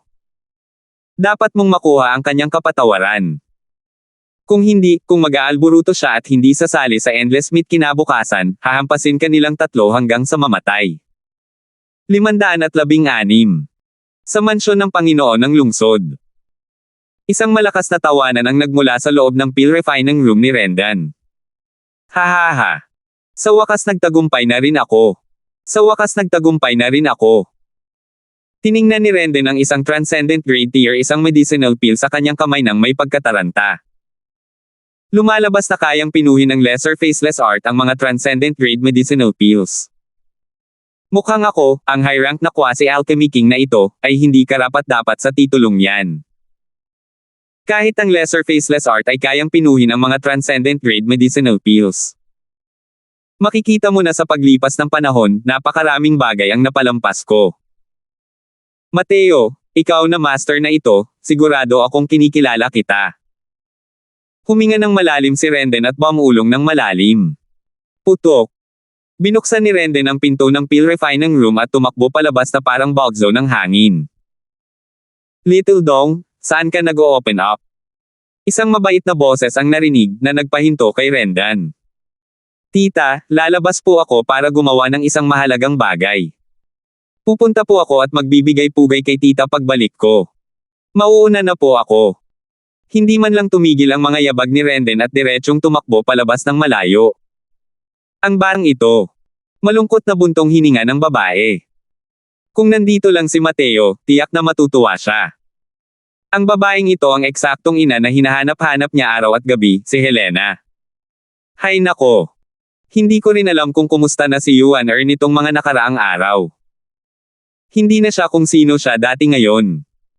Dapat ay maayos naman ang buhay niya, di ba? Bulong ni Helena sa sarili. Pinalayas ni Celso si Helena mula sa pagkakakulong at pinayagan lamang siyang gumalaw sa loob ng matataas na pader. Dalawang tao lang ang nasa isip niya. Ang isa ay si Henry na ikinulong ni Celso. Ang isa naman ay natural na ang anak niya, si Mateo. Sa kanyang tahanan, ang taong pinakanagustuhan ni Helena ay si Renden, ang pamangkin na ito. Dahil sa tuwing nakikita niya si Renden, para bang nakikita niya si Mateo. Hinanap niya si Renden ngayon dahil gusto niya itong utusan at magmakaawa muli sa kanyang amang si Celso na huwag na itong patayin ni Henry. Sino ang mag-aakala na nagmamadali si Renden at agad na tumakbo palayo? Walang magawa si Helena at tanging ang makabalik na lamang ang nagawa. Sinundan ni Flynn ang mga katulong papasok sa Ferren Pavilion ng paisa-isa. Pagpasok pa lang niya sa bakuran, nakarinig siya ng malakas na tawanan. Hahaha. Sa recipe na ito, tiyak na magiging interesante ang ekspresyon ng mukha ni Yanjin Fade na matandang punk na iyon. Iniingatan niya ang recipe ng Immortal Remembrance Jade Brew na parang isang kayamanan, araw-araw niyang ipinagmamalaki sa harap ko. Sa pagkakataong ito, titingnan ko kung paano pa rin siya magyayabang. Sabi ni Jonathan habang tumatawa ng malakas. Nang marinig ni Jonathan na sinabi niyang nasa kanya ang recipe, agad niyang ininom at inubos ang 6 na bote ng low-grade na Immortal Remembrance Jade Brew kasama si Mateo kahapon. Hinanap niya si Mateo ngayon para kunin ang recipe. Kuya, itong mababang uri ng Immortal Remembrance Jade Brew ay hindi gaanong kalakihan. Kalahating buwan lang ang kailangan para matapos ang pagbuburo. Pero hindi ito sapat para sa paggawa ng middle grade. Para sa middle grade na kalidad, kalahating taon ang kailangan. Gayunpaman, tipunin mo ang mga sangkap ayon sa mga recipe na ibinigay ko sa iyo. Pagkatapos ng kalahating taon, kalimutan mo na ang Yanjin Fade na iyon, kahit ang Lord Chairman ay malamang na darating din para humingi sa iyo, nakangiting sabi ni Mateo. Nang marinig ang middle grade Immortal Remembrance Jade Brew na ito, halos tumulo ang laway ni Jonathan. Ayon sa sinabi ni Mateo, ang lasa ng middle grade Immortal Remembrance Jade Brew ay nalampasan ng 10 beses ang low grade. Ang sarap na ng mababang uri. Ano kaya ang lasa ng middle grade na iyon? Ang pag-iisip tungkol dito ay nagpapanabag sa mga tao ng walang katapusan. Young Master Mateo, nandito na ang ikatlong Young Master ng pamilyang Carter. Papisokin mo siya kung ganoon. Tawagin mo rin si Grand Elder Sky Maple, casual na utos ni Mateo. Lumapit si Flynn kay Mateo na may masamang tingin. Hindi niya akalain na kakausapin talaga ni Mateo si Master Jonathan ng ganito kapamilyar. Ang Wormland City ay isang eksperto sa alchemy sovereign. Malaki ang naitulong ng kanyang katayuan sa Wormland City. Palagi niyang pinagmamasdan ang ugali ng isang estudyante sa harap ni Jonathan, pero kayang-kaya na ni Mateo itong tawagin na parang magkapatid. Mateo, kahapon. Ang mga nangyari kahapon, ako ang may kasalanan. Pakiusap. Patawarin mo ako. Napayuko si Flynn at nauutol na sinabi kay Mateo. Sinulyapan siya ni Mateo at walang pakialam na sinabi, wala kang ginawa sa akin. Hindi mahalaga kung patatawarin ko o hindi. Hanggat mapapatawad ka ni Grand Elder Sky Maple, wala akong masasabi. Bawat kawalan ng katarungan ay may kagagawan, bawat utang ay may utang. Si Mateo ay hindi isang maliit na tao. Ang gusto lang niya ay makamit ang hustisya para kay Sky Maple. Kung talagang nagtamo ng malubhang pinsala si Sky Maple, natural na hindi basta-basta bibitawan ni Mateo si Flynn. Ngunit kahapon lang dumanas ng ilang paghihirap si Sky Maple at hindi nagtamo ng anumang malubhang sugat. Dahil bumisita si Flynn para humingi ng tawad, ang bagay na ito ay itinuturing na ring lumipas na. Siyempre, si Mateo din ang nakarating doon sa tamang oras. Kung hindi, kung huli na siya, mahirap talagang sabihin kung ano ang mangyayari. Habang nag-uusap, nagkataong tinawag din si Sky Maple. Nandito na ang pangunahing tauhan. Kung patatawarin ka niya o hindi ay depende sa iyong sinseridad, malamig na sabi ni Mateo. Pagkarinig sa mga salita ni Mateo, agad na naunawaan ni Sky Maple ang nangyayari. Hindi niya maiwasang tumingin kay Mateo nang may pagtataka. Isang napakalaking higanti tulad ng pamilyang Carter ang hihingi ng tawad sa isang maliit na hari ng alchemy na tulad niya. Masasabing napakalaking mukha ito para kay Sky Maple. Nagngingit-ngit si Flynn at yumuko habang yumuyuko kay Sky Maple. Sabi niya, si Flynn ay padalos-dalos kahapon at nasaktan si Elder Sky Maple. Elder, huwag mo sanang sisihin.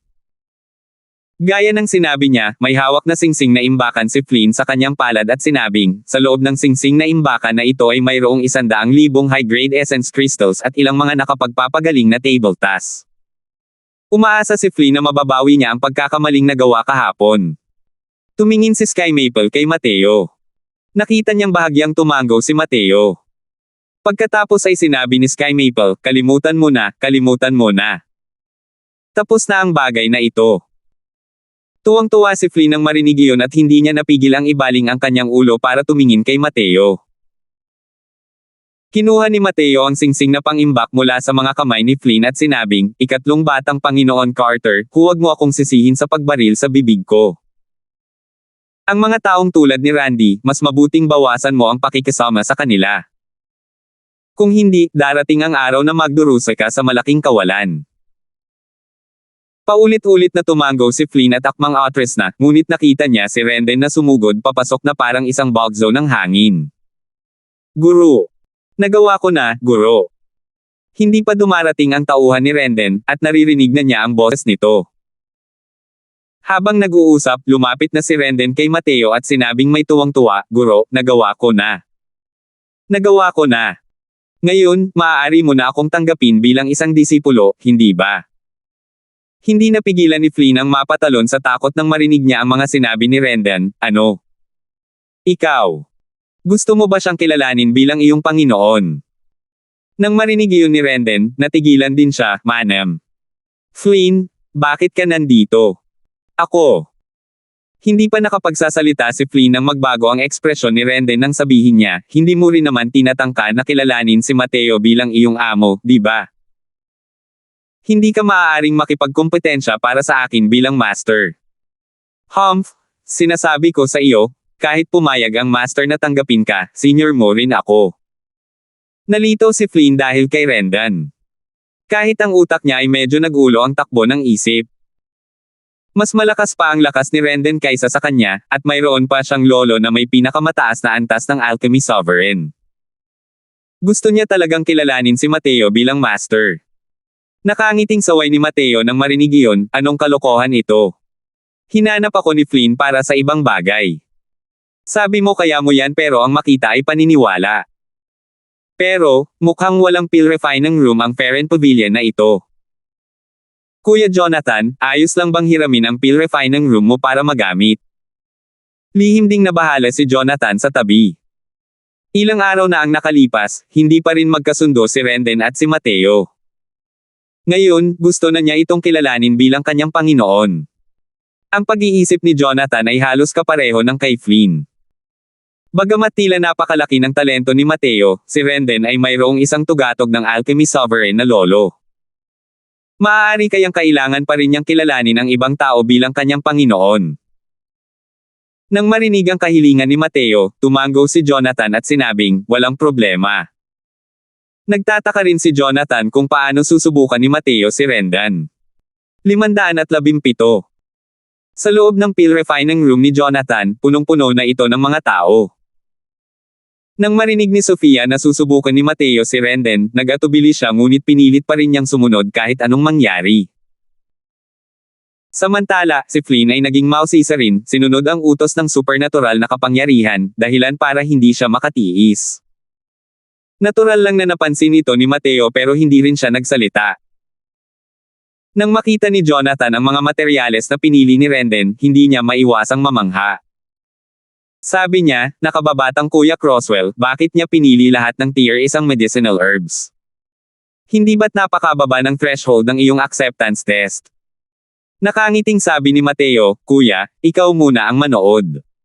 Malalaman mo rin maya-maya. May kakayahan pa rin itong si Renden na umintindi. Hindi ko akalain na kaya niya itong makamit ng napakabilis. Kung titingnan mo kung gaano namumugto ang dalawang mata niya, malamang, hindi man lang niya ipinikit ang mga mata niya nitong mga nakaraang araw. Paano nagawang makamit ang pagsusulit na itinakda ni Mateo ng ganoon kadali? Kahit para sa pinakamababang antas ng lesser faceless art, na gustong maabot ang mga pamantayan ng pagpino ng transcendent grade tier isang medicinal pills, ang mga may bahagyang mahusay na talento ay nangangailangan din ng halos kalahating buwang oras ng mapait na pagsasanay. Ang mga may mas mahinang likas na kakayahan ay maaaring hindi makahanap ng kakayahan sa pagpino. Gaya ng hinula ni Mateo, hindi nagpahinga si Renden kahit isang segundo nitong mga nakaraang araw. Mula umaga hanggang gabi, nakalubog siya sa silid ng pagpipino ng mga gamot para lang makumplito ang pagsusulit sa pagtanggap sa lalong madaling panahon. Bukod pa rito, para maabot ng lesser faceless art na ito ang antas ng pagpino ng mga transcendent grade medicinal pills, hindi ito makakamit sa pamamagitan lamang ng mapait na pagsasanay. Kung wala ang demonstrasyon ni Mateo, hindi rin posibleng mahanap ni Renden ang paraan para dito ng ganito kabilis. Matagal na niyang naaalala ang senaryo ng pagpino ng mga tableta ni Mateo nang walang paligoy-ligoy nitong mga nakaraang araw, at patuloy na pinaghahambing ito. Kaya naman mabilis niyang naunawaan ang sikreto. Dahil lang sa napakasimple ng lesser faceless art at halos walang gaanong nilalamang kasanayan. Kaya naman naabot ni Renden ang ganitong antas sa loob ng ilang araw. Pero para maabot ni Renden ang antas na ito, ipinakita rin nito na nalampasan niya ang iba. Sa pananaw ni Mateo, ang talento ni Renden sa alchemy ay dapat na mas mataas pa kaysa kay Sofia. Nagtataka ang lahat na tumingin kay Renden, gustong makita kung ano nga ba ang ibig sabihin ng pagsusulit na ito. Kahit pagod na pagod si Renden, kasalukuyan siyang nasa matinding estimulasyon. Binuksan ni Mateo ang isang bintana para sa kanya, na nagbigay daan sa kanya upang makita ang isang malaking landas na nagdurugtong sa langit. Para sa mga alchemist, wala nang mas kapanapanabok pa rito. Nakahanda ng lahat ng paghahanda. Sinabi ni Renden kay Mateo nang may tuwang-tuwa na mukha, "Guro, panoorin mong mabuti." Nang kumilos si Renden, hindi mapigilan ng lahat ang pagtingala. Lesser faceless art.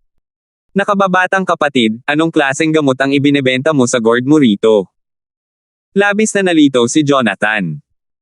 Gamit ang lesser faceless art bilang pagsusulit sa pagtanggap. Gaano kababa ang threshold na ito? Kahit ang mga alchemy grandmaster kapag kumukuha ng mga disipulo ay hindi rin maaaring gamitin ito bilang pagsusuri. Huho, kuya, patuloy mo lang panoorin. Nakakatuwa ang batang ito, sabi ni Mateo habang umaarte na parang isang senior. Natural lang na medyo interesante. Gumamit lang si Renden ng 3 araw at narating na niya ang hangganan ng Legendary Realm. Mukhang maayos naman ang kalagayan niya. Normal lang kay Mateo ang Legendary Realm. Pero para sa iba, hindi iyon ganoon ka-simple. Bukod pa rito, imposibleng magkaroon ng mga taong maglalaan ng oras at lakas sa lesser faceless art para makarating sa Legendary Realm. Anumang teknik sa pagpino ay magkakaroon ng kahangahangang epekto pagkatapos maabot ang Legendary Realm. Hindi rin naiiba ang lesser faceless art. Siyempre, ang epektong iyon ay para lamang sa tier isang medicinal pills. Tumingin si Flynn kay Renden nang may mukha na puno ng paghamak. Hindi naman sira ang utak ng lalaking ito, di ba? Malinaw na niloloko siya ni Mateo. Seryoso niya talaga yon. Isang hari ng quasi-alchemy ang kumikilala sa isang hari ng quasi-alchemy bilang kanyang amo. Hehe, nakakatawa talaga. Walang humpay na pinapuna ni Flynn si Renden sa kanyang puso. Hindi pinagdudahan ni Flynn ang pamantayan ng alchemy ni Mateo. Dahil ang kanyang pagganap sa harap ng Thousand Quarry Wall ay nagpakita na ng lahat. Mabuti na lang at mataas ang mga pamantayang theoretical ni Mateo. Paggawa ng tier isang medicinal pills at tier isang alchemy techniques para sa disciple acceptance test, ano ito kung hindi biro lang? Hindi nagtagal ang pagpino ng tier isang medicinal pills. Mabilis na natapos ni Renden ang pagpino. Paikliin. Mahinang sigaw ni Renden. Tapos na ang gamot. Hehe, Panginoon, pupunta ka ba rito at susuriin mo? Lumapit si Renden sa harap ni Mateo at may pangungutya na sinabi. Tumanggaw si Mateo nang nakangiti at sinabing, hindi naman masama. Pero ang lesser faceless art ay isang entry-level alchemy skill lamang. Marami pa ring aspeto na kailangan mong matutunan. Sunod, ang iyong gawain ay gamitin ang greater faceless art para pinuhin ang isang transcendent grade medicinal pill. G greater faceless art. Hindi pa rin lumilingon si Renden kahit isang saglit. Pero hindi kayang ipagpatuloy ni Sofia ang panunood ng tahimik sa tabi. Maingat niyang pinagalitan si Renden, ang tanga mo. Hindi ka pa rin nagmamadaling lumapit para kilalanin si Master. Napagtanto ni Rendan. Kitang-kita sa kanyang mukha ang matinding tuwa habang lumuhad siya sa lupa ng may malakas na kalabog. Sumigaw siya, nasa itaas ang guro. Pakiusap, tanggapin ang pagyuko mula sa disipulo. Tumayo ka na. Sa hinaharap, si Sofia ang magiging senior apprentice ate mo. Wala akong gaanong patakaran sa ilalim ko. Pero may ilang bagay kang dapat tandaan, malamig na sabi ni Mateo. Guro, pakisabi naman. Tumanggaw si Mateo at sinabing, hindi dapat sumuwi sa utos at maging walang paggalang. Hindi dapat gumawa ng mga krimen na lumalabag sa batas. Ang ibang mga bagay ay malaya. Kung matuklasan kong lahat kayo ay gumawa ng isang bagay na labag sa langit at katwiran, ako mismo ang magpaparusa sa inyo. Sofia, ganoon din sa iyo. Opo, guru. Tiyak na tatandaan iyan ng disipulo. Nagmamadaling sabi ni Rendan. Naiintindihan ng disipulo. Hindi rin nang-ahas si Sofia nang umiti nang makita kung gaano kaseryoso ang sinabi ni Mateo. Dahil matagal na kasama si Mateo, mas naunawaan ni Sofia ang disposisyon ni Mateo. Kadalasan, ayos lang kahit anong biro niya. Pero nang maging seryoso na si Mateo, hindi na ito gaanong masaya. Gayunpaman, wala masyadong masamang iniisip si Sofia. Hindi niya talaga dapat sundin ang mga ganitong patakaran. Hindi rin niya ito masyadong isinapuso. Nakababatang Kuya Crosswell, kanina mo pa sinasabi na. Ginagamit mo ang lesser faceless art para pinuhin ang mga transcendent grade medicinal pills. Nang makita nilang tapos na nilang kilalanin ang relasyon ng master-disciple ay saka lamang nagtanong si Jonathan ng may pagkamangha kay Mateo. Tama. Ito ang entry test na ibinigay ko kay Renden, nakangiting sabi ni Mateo. Sus Mariosep. Tingnan ko nga. Binuksan ni Jonathan ang koaling panggamot at kinuha ang Pildores na panggamot. Talagang transcendent ang antas nito at walang pakunwering bisa. Ang paggamit ng lesser faceless art ay kayang pinuhin ang mga transcendent grade medicinal pills. Maliban na lang. Ano ang gamit nito?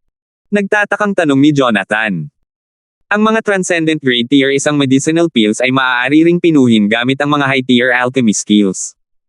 Walang anumang kahanga-hanga. Bagamat ang paggamit ng lesser faceless art upang pinuhin ang mga transcendent grade medicinal pills ay lumampas sa inaasahan ni Jonathan, sa kanyang pananaw dito, wala itong saysay. Sa sobrang dami ng oras para magsaliksik ng tier isang alchemy skill, bakit hindi gugulin ang oras sa mas mataas na tier alchemy skills? Sa loob-loob ni Flynn ay labis din siyang nandidiri. Hindi lang talaga siya naglakas loob na gumawa ng kahit anong ingay. Nang marinig ang tanong ni Jonathan sa oras na ito, itinaas niya rin ang kanyang mga tainga, gustong marinig kung paano magpapaliwanag si Mateo. Nakangiting sabi ni Mateo, hindi kailanman makakamit ng isang tao ang kanyang mga layunin nang hindi ginagawa ang mga bagay-bagay ng paunti-unti. Ang lahi kong ito, na siyang pinaka-importante, ay hindi ang magarbong alchemy skills, kundi ang paglalatag nito ng matibay na pundasyon. Huwag mong maliitin ang tier 1, tier 2 alchemy skills. Kahit ang high tier alchemy skills ay nagmula rin sa mga low tier alchemy skills na ito.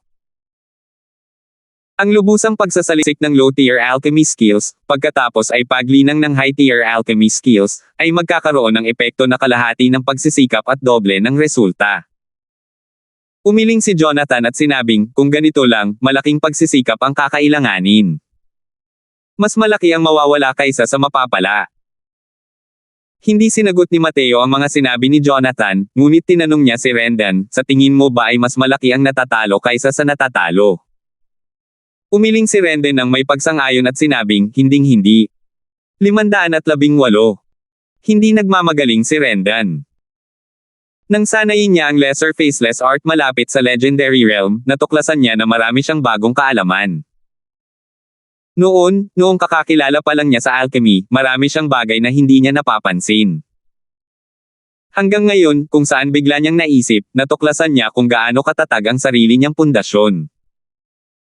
Ang malayang pagpino ni Mateo ng mga transcendent grade medicinal pills ay hindi talaga nagkataon. Nang maalala ni Renden ang mga salitang sinabi niya noong kinikilala niya ito bilang kanyang Panginoon, ngayon lang niya napagtanto ang katotohanan. Naniniwala si Renden na hanggat patuloy siyang naglalakad sa landas na itinalaga ni Mateo, tiyak na makakatuklas siya ng isang bagong kontinente. Siyempre, para sa karamihan ng mga tao, ang paggawa nito ay isang walang saysay na pagsisikap. Dahil wala silang isang Panginoon na tulad ni Mateo. Kung hindi dahil sa personal na pagpapakita ni Mateo, hindi rin sana narating ni Renden ang hangganan ng legendary realm. Ang lesser faceless art ay ang pinakasimpleng teknik sa pagpino sa antas ng mga nagsisimula. Kung mas mataas ang antas ng teknik sa pagpino, natural na mas mahirap na maabot din ang hakbang na ito. Kung wala ang gabay ng isang dakilang guro na may malalim na pangunawa, maaaring hindi nila kailanman matagpuan kung nasaan ang legendary realm sa buong buhay nila. Kumunat ang noo ni Flynn. Malinaw na minamaliit niya ang dahilan ni Renden. Alam ni Jonathan na hindi naman sa walang mga taong gustong sanayin ang mga pangunahing kasanayan sa alchemy sa isang napakataas na antas. Ngunit, walang pagbubukod, lahat sila ay lumihis ng landas. Ang mga alchemist na dating nasa parehong kaharian nila ay itinapon ang mga taong nagsaliksik ng mga kasanayan sa alchemy sa ilang kalye sa likuran. Noong una ay gusto ni Jonathan na hikayatin ng kaunti si Mateo. Ngunit nang maalala ang ginawa ni Mateo, nilunok niya ang mga salitang iyon. Natural lang na mas may awtoridad si Mateo na magsalita tungkol sa paglalatag ng pundasyon o mabilis na paglalakad sa ganitong uri ng issue. Alam niyang hindi naniniwala si Jonathan at ang iba pa. Ngunit sa sandaling pumailang lang si Renden sa himpapawid sa isang iglap, tiyak na magkakaroon sila ng panibagong pananaw sa bagay na ito. Sa galing ni Renden, maaaring hindi na kailangan pang magtagal ang araw na ito. Nang sumunod na 2 araw, halos ibinuhos ni Renden ang kanyang atensyon sa pag-aaral kasama si Mateo, habang wala ring itinago si Mateo. Ipinakita niya ang legendary realm ng Greater Faceless Art ng isang beses para makita ni Renden. Tunay ngang kahanga-hanga ang talento ni Renden. Mabilis niya talagang naunawaan ang ilang katangian nito. Pero, napakalinaw, ang bilis ng pag-unawa niya sa Greater Faceless Art ay hindi na kasing bilis ng Lesser Faceless Art. At sa oras na ito, lahat ng mga Titans sa Northern Domain ay nagtipon sa Warmland City. Opisyal na ginanap ang Endless Meet sa City Lord Manor. Sa pangunahing bulwagan, lahat ng upuan ay okupado, at ang mga taong nakaupo, ang pinakamahina, ay may middle stage divine traversing realm strength. 4 na upuan ang nakaayos sa pinakakaliwang bahagi. Nakaupo roon sina Celso at ang mga ninuno ng 3 sekta. Maliwanag na sila ang mga pinakamataas na antas ng Northern Domain. At ang nakaupo sa kanilang kanan ay hindi ang mga late stage divine traversing realm expert kundi isang hindi kilalang si Transformation Realm Youth. Ang binatang ito ay natural na si Mateo. Ang mga malalaking tao ang naroon, ilang tao ang nagdala sa mga junior na kanilang pinakaipinagmamalaki. Nakatayo lang ang mga junior na iyon sa likuran nila habang nakatikip ang mga kamay. Napakalinaw, sa ganoong kataas-taasang pagpupulong ay wala silang pagkakataong magsalita. Maging sina Brian, Topher, at Sarah ay nasa tabi rin. Tanging si Mateo lamang ang binatang ito ang nakaupong kapansin-pansin. Maraming tao ang hindi pa nakakakilala o nakakarinig kay Mateo noon. Ang kanyang pag-upo ay natural na nakakuha ng maraming matalim na tingin. Tungkol sa ganitong uri ng nakapokus na tingin, kalmado lang si Mateo. Ang dating si Mateo ay nakaranas na ng napakaraming magagandang palabas. Ang ganitong kaliit na okasyon ay sadyang hindi kayang ipakita sa publiko. Nagsiupo na ang lahat sa kani-kanilang mga upuan. Si Alan ang unang nagsalita. Lahat, kapos na ang oras. Hindi na rin magdadadaldal pa ng kalokohan itong si Nigel. Ngayon, tinipon namin ang lahat para pag-usapan ang pangunahing isyo kung paano tutugan sa pagsalakay ng Fierce Gale World. Ilang libong taon na ang nakalilipas, ang Endless World ay nagkaroon ng napakalakas na sekta para sa Grandian True Sect upang selyuhan ang daanan ng kaharian. Pero ngayon, hindi naman sa minamaliit ng Nigel na ito ang ating mga kakayahan, pero maaaring hindi tayo ang katapat ng Grandian True Sect kahit na pinagsasama-sama ang kapangyarihan ng ating tatlong sekta. Kaya, ang ating sitwasyon ay umabot na sa isang napakasamang kalagayan. At ang pinaka-nakakatakot na bagay ay wala tayong alam tungkol sa Fierce Gale World. Ang kanilang lakas, ang kanilang mga plano, ang kanilang mga gawi, wala tayong naiintindihan. Ngayon, sabihin na ng lahat ang kanilang mga pananaw. Hey, ano pa bang magagawa? Kapag dumating ang mga sundalo, gumamit ng general para pigilan sila. Kapag tumaas ang tubig, gumamit ng lupa para pigilan ito. Hindi ako naniniwala na ang kanilang mga martial artists sa Fierce Gale World ay maaari pa ring magkaroon ng 3 ulo at 6 na braso. Biglang may sumigaw ng biglang humina ang boses ni Alan. At ang mga may ganitong pananaw ay hindi kabilang sa minorya. Nang lumabas ang mga salitang ito, agad na sumang-ayon ang mga tao. Nakakita na ako dati ng ilang Fierce Gale World record sa ilang sinaunang talaan. Sinasabing ang maliit na mundong iyon ay may malalakas na hangin na umiihip sa buong taon. Isa itong lugar kung saan kahit damo ay hindi tatubo. Ganitong uri ng barbarong lupain, ilang eksperto kaya ang mayroon. Tama. Ang ating walang hanggang mundo ay sagana sa mga mapagkukunan. Ang lakas at kaharian ng mga martial artist ay lubos ding kahanga-hanga. Para talagang makipagkompetensya sa lakas ng pakikipaglaban, imposibleng matalo tayo sa kanila. Haha. Isang grupo lang ng iba't ibang grupo. Sa tingin ko, dapat magtulungan ang iba't ibang sekta ng ating Northern Domain at magpadala ng isang grupo ng mga piling puwersa at direktang pabagsakin ang Southern Domain. Wala ba silang eksperto sa Boundless Realm? Hanggat pabagsakin natin ang Southern Domain at magpapadala ng mga Array Master para pangalagaan ang daanan ng realm at hindi nila hahayaang palakasin ang Array Formation, magiging ligtas at maayos ang Endless World. Sa pagsasalita sa likuran, ang mga martial artist ng Fierce Gale World ay direktang naging isang grupo ng mga clay chicken at pottery dog. Parang paghiwa ng talon at lahat ng ulo ay tatama sa lupa. Nang marinig ni Mateo ang mga salitang ito, hindi niya napigilan ang sarili at napatawa ng mahina. Sa hajejek na ito, may mga taong agad na hindi natuwa. Taga saan ka, bata? Para talagang mangasar sa amin. Sabi ng isang middle stage Divine Traversing Realm Sect Master na may masamang tingin. Alam din niya na ang ganitong okasyon ay tiyak na hindi mag-aayos ng mga upuan ng mali. Ang batang ito mula sa si Transformation Realm ay tiyak na may pambihirang pinagmulan. Pero kahit na kinutya siya ng isang nakababatang tulad nito, medyo hindi pa rin siya nasisiyahan. Mas mahinahon lang talaga siyang magsalita at hindi nang ahas na labis na masaktan ang 4 na nasa itaas. Pero umiling si Mateo at natatawang sinabi, kanina pa, sinabi na ni Old Ancestor Nigel, wala kaming kaalam-alam tungkol sa Fierce Gale World. Hindi mo rin alam kung saan nanggaling ang kumpiyansa mo, para manggahas kang maliitin sila ng ganoon. Kung walang endless forest na nakaharang doon, malamang kalahati na ng mundo ang nawala sa atin. May kutob pa rin kayong magyabang dito. Talagang hindi ninyo alam ang pinagsasabi ninyo. Hindi kayang ipagtanggol ng sect master na iyon na kinukutya ni Mateo ang mukha niya. Kung hindi lang dahil sa mukha ng 4 na tao sa itaas, malamang matagal na siyang nawala ng malay. Ngunit sa oras na ito, same time niyang sinabi, ang digmaang ito ay hindi pa natatapos, at pinapalakas mo ang moral ng ibang tao at binababa ang sarili mo. Ayon sa sinasabi mo, maaari nga bang ang mga tao sa Fierce Gale World ay may 3 ulo at 6 na braso? Hindi hanggang sa puntong 3 ulo at 6 na braso. Gayunpaman, kung pag-uusapan ang lakas sa pakikipaglaban, hindi sila dapat maliitin. Kung gaya ng sinabi ninyo kanina, ang walang hanggang mundo ay hindi rin malayo sa pagkalipol, walang pakialam na sabi ni Mateo. Hey, parang nakita mo na mismo sa pagsasalita mo. Hindi ba't iisa lang ang eksperto sa Boundless Realm ng Fierce Gale World na yan? Hanggat hindi natin siya hahayaang lumapit, gaano kaya sila kalakas?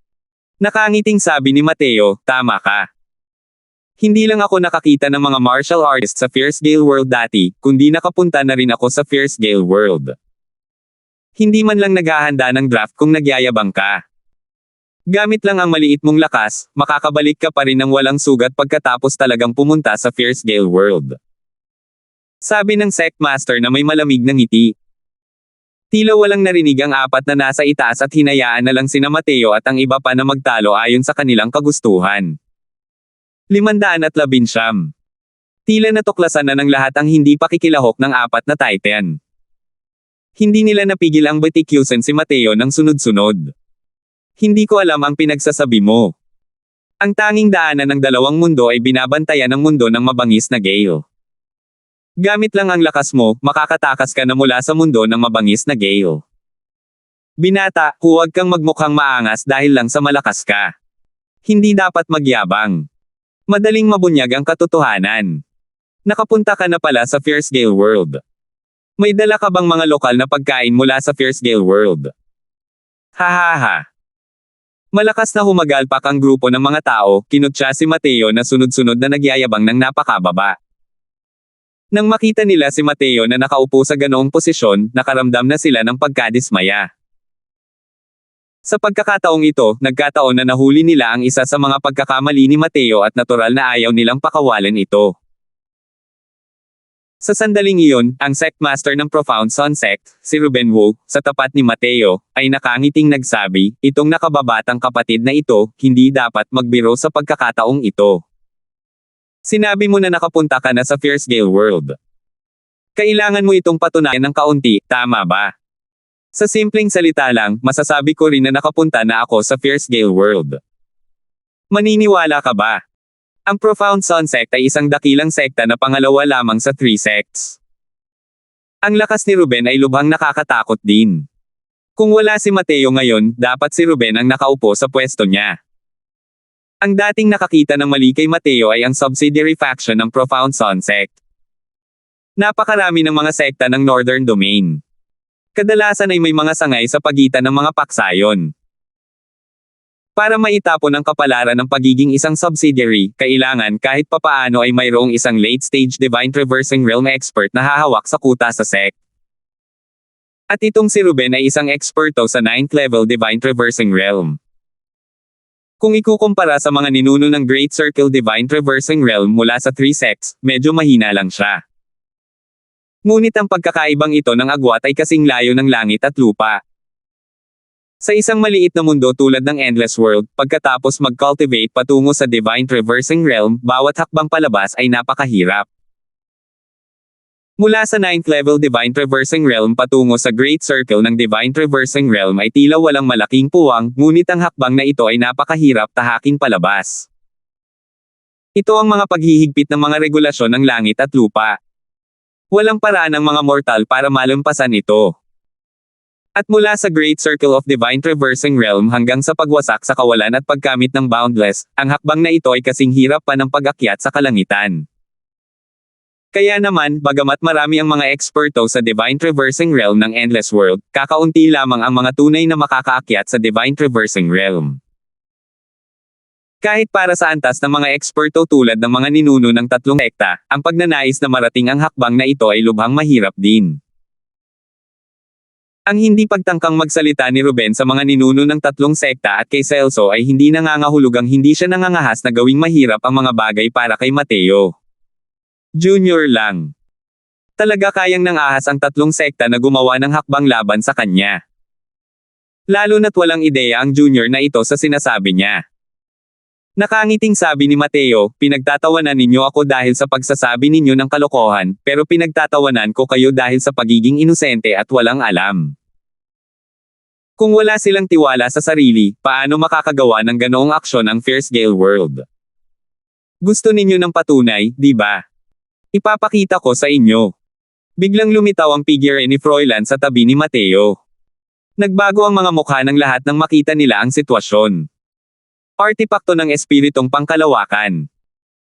Maging si Ruben, nang makita ang kilos na ito ni Mateo, ang kanyang mga titig ay nagpakita ng nag-aalab na init. Gayunpaman, ang kanyang matinding init ay mabilis na hangupa. Dahil tahasang tinangka ni Mateo na gawin ito, malinaw na hindi siya natatakot na agawin nila ito. May posibilidad pa nga na ang spatial spirit artifact na ito ay galing sa isa sa apat na nasa tabi niya. Ang taong ito ang alipin na kinuha ko noong nasa Fierce Gale World pa ako. Lahat sila ay eksperto sa Divine Traversing Realm. Kailangan mo lang bahagyang siyasatin ang kanyang Divine Soul, at malalaman mo, malamig na sabi ni Mateo. Sinuri ng mga taong ito ang banal na kaluluwa ni Froilan at natuklasan na ito nga ay bahagyang naiiba sa mga martial artist ng Endless World. Hindi nila maiwasang mamangha. Bagamat alam ng mga taong ito na ang Fierce Gale World ay sumasakop na sa Southern Domain, hindi pa sila nakakakita ng mga martial artist ng Fierce Gale World noon. Nang makita si Froilan sa oras na ito, hindi nila maiwasang masukat siya ng may pagtataka. Isa ba itong martial artist sa Fierce Gale World? Mukhang normal lang naman to. Oo. Ano ang maipapakita ng isang maliit na 4th level si transformation? Tingnan mo ang pananamit niya. Napaka-bumpkin to the max. Kung ganito lahat ang mga martial artist ng Fierce Gale World, siguradong mananalo ang Endless World natin. Isa na namang sunod-sunod na malakas na tawa. Pero hindi ngumiti si Mateo. Walang pakialam na sinabi niya, lahat ay pinuno ng isang sekta at natural lang na minamaliit ang isang maliit na Fierce Gale World si transformation. Gayunpaman, pinakawalan ko si Froilan para masaksihan ninyong lahat ang lakas ng isang Fierce Gale World martial artist. Sandaling sinulyapan ni Mateo ang mga eksperto sa Divine Traversing Realm at nagtanong, sinong mga supling ng senior ang nasa 4th level si Transformation Realm? Maaari kayong makipagpalitan ng galaw kay Froilan. Nakakapanggigigil ang momentum ni Mateo. Napakalinaw ng intensyon ng pang-aasar. Pagbabago sa ika-4 na antas ng dagat laban sa pagbabago sa ika-4 na antas ng dagat. Walang sino man ang makahanap ng mali. Nakita ni Ruben sitwasyon at tumingin sa isang nasasakupang impluwensya ng Divine Traversing Realm sa gitnang yugto. Naintindihan ng taong iyon at ibinuka ang kanyang bibig para sabihin, Fair, samahan mo siya sa pagtugtog kung gayon. Tandaan mo, dahan-dahan lang. Isang binata sa likuran niya ang lumabas mula sa hanay at mayabang na nagsabi, Opo, Martial Ancestor. Pagkatapos magsalita, lumapit ang binata kay Froilan na may dalang gapos. Ang pangalan ng binata na ito ay Fulton Song, katulad ng isang 4th level si transformation. Ang kanyang lakas ay nangunguna rin sa listahan sa loob ng kanyang sekta. Para madala siya ng matandang ninuno sa tabi niya sa pagkakataong ito, maiisip na niya ang posisyon niya. Suot pa rin ni Froilan ang kasuotan mula sa Fierce Gale World. Ibang-iba ito sa Endless World. Isa pa, gaya ng sabi ng mga taong iyon, isa lang talagang tanga. Isang tingin lang at parang galing sa kakaibang pinagmulan. Paano siya maihahambing sa piling disipulo ng isang sekta tulad ni Fulton? Hehe, gusto kong tingnan kung ang mga martial artist ng Fierce Gale World ay talagang kasing lakas ng sinasabi niya. Sabi ni Fulton sabay tawa ng malamig. Walang ekspresyon si Froilan at hindi niya masyadong pinansin ang pang-aasar ni Fulton. Walang pakialam niyang sinabi, subukan mo lang, at malalaman mo. Pagkatapos magsalita, biglang nawala ang figure ni Froilan sa kanyang kinatatayuan. Nagbago ang ekspresyon ni Fulton. Hindi niya inakalang ganoon pala kabilas ang bilis ni Froilan. Gusto niya sanang kumilos, pero huli na ang lahat. Mabilis na depensa na lang ang kaya niyang gawin. Boom! Nawasak si Fulton nang lumipad ng ilang daang talampakan sa isang suntok ni Froilan. Walang mahahabang salita o anumang pagkakontento. Walang patawad si Froilan nang makuha niya ang momentum, ang kanyang mga kamao ay sumusuntok kay Fulton na parang isang malakas na bagyo. Hindi na sulit banggitin ang laban sa pagitan ng si Transformation Realm sa paningin ng mga malalaking shot na ito. Ngunit sa mismong sandaling ito, hindi sinasadyang nagdikit ang kanilang mga kilay. Bagamat may hinala si Froilan na siya ay maaaring mag-atake ng biglaan, ang mga kasanayang iyon ay hindi peke. Hindi pangkaraniwan ang bilis niya, at ang kanyang fist art ay napakabilis, mabangis, at kakaiba. Talagang mahusay sa pakikipaglaban. Nagpalitan ng 2 tao ng mahigit 100 galaw sa isang kisap mata. Habang pinapanood ng mga malalaking tao ang mga ito, lalo silang nababahala, kasama na ang 4 na taong nasa itaas. Ito rin ang unang pagkakataon na nakita ni Alan at ng iba pa si Froilan. Hindi nila inakala na ang isang alipin na kontrolado ni Mateo ay may ganitong kapangyarihan sa pakikipaglaban. Karaniwang mataas ang pananaw ng mga taong ito. Sa paghaharap ng 2 taong ito, masasabi nilang medyo mas mahina ang pag-unawa ni Froilan sa konsepto kumpara kay Fulton. Ngunit, napakarami ng kanyang karanasan sa pakikipaglaban. Bukod pa rito, tungkol sa paggamit ng mga konsepto, ang mga konsepto ay lubos na nakaukit sa kanyang mga buto. Pagkatapos ng 100 galaw, umasa si Froilan sa pinakaunang kalamangan na iyon at unti-unting nang ibabaw. Ang karanasan ni Froilan sa pakikipaglaban ay labis na sagana at hindi nagbigay kay Fulton ng anumang pagkakataon. Kung ikukumpara kay Froilan, si Fulton ay parang isang baguhang nilalang na kulang pa rin sa antas ng kakayahan sa pakikipaglaban. Boom! Lumipas ang 100 over na galaw. Sa wakas ay nasalo ni Froilan ang isa sa mga patay na bahagi ni Fulton at pinalipad si Fulton gamit ang isang suntok. 520. Lahat ng mga naroon ay tumahimik ng todo. Ang pagganap ni Froilan ay lubos na ikinagulat ng mga ekspertong ito sa Divine Traversing Realm. Yung laban kanina, bukod sa biglaang pag-atake noong umpisa, wala ni Katie Ting na paggamit ng panlilinlang. At ang hindi pag-focus ni Fulton mismo ay isang malaking bawal sa labanan. Walang sino man ang maaawa sa mga pagkabigo. Si Fulton ay isang piling tao mula sa isang napakalakas na sekta sa Northern Domain. Natalo talaga siya ng husto sa unggoy na ito, ang martial artist ng Fierce Gale World. Maaari kayang ang lakas ng lahat ng martial artist ng Fierce Gale World ay talagang kahanga-hanga. Ang mga malalaking tao na ito ay pawang may magkadikit na kilay. Ang ekspresyon sa kanilang mga mukha ay may di masabing kaseryosohan. Hindi ko nga matalo ang alipin ko, sino ba ang nagyayabang? Sigurado ba kayong matatalo ninyo ang mga Divine Traversing Realms mula sa Fierce Gale World gamit lang ang mga katulad ninyo? Pangungutya ni Mateo. Sa pagkakataong ito, ang grupo ng mga taong masiglang nanunuya noong una ay matinong tumahimik. Kanina pa sila nag-iingay, sinasabing ang mga martial artist ng Fierce Gale World ay magugunaw sa isang suntok lang. At ngayon, ang sampal na ito ay ibinato ng napakalakas. Ngunit hindi nagpatinag si Ruben at sinabi sa isang seryosong boses, pinagkaaitan ba ang alipin mo, o baka isa siyang napakalakas na nilalang sa mga martial artist ng Fierce Gale World? Ang tanong ni Ruben ay ang tanong din na ikinababahala ng lahat. Ang pagiging makapangyarihan ng isang martial artist ay hindi nakakatakot. Ang nakakatakot ay ang pagiging ganito kalakas ng lahat. Kung ganito kalakas ang mga martial artist ng Fierce Gale World, kung gayon ay talagang nasa panganib ang Endless World.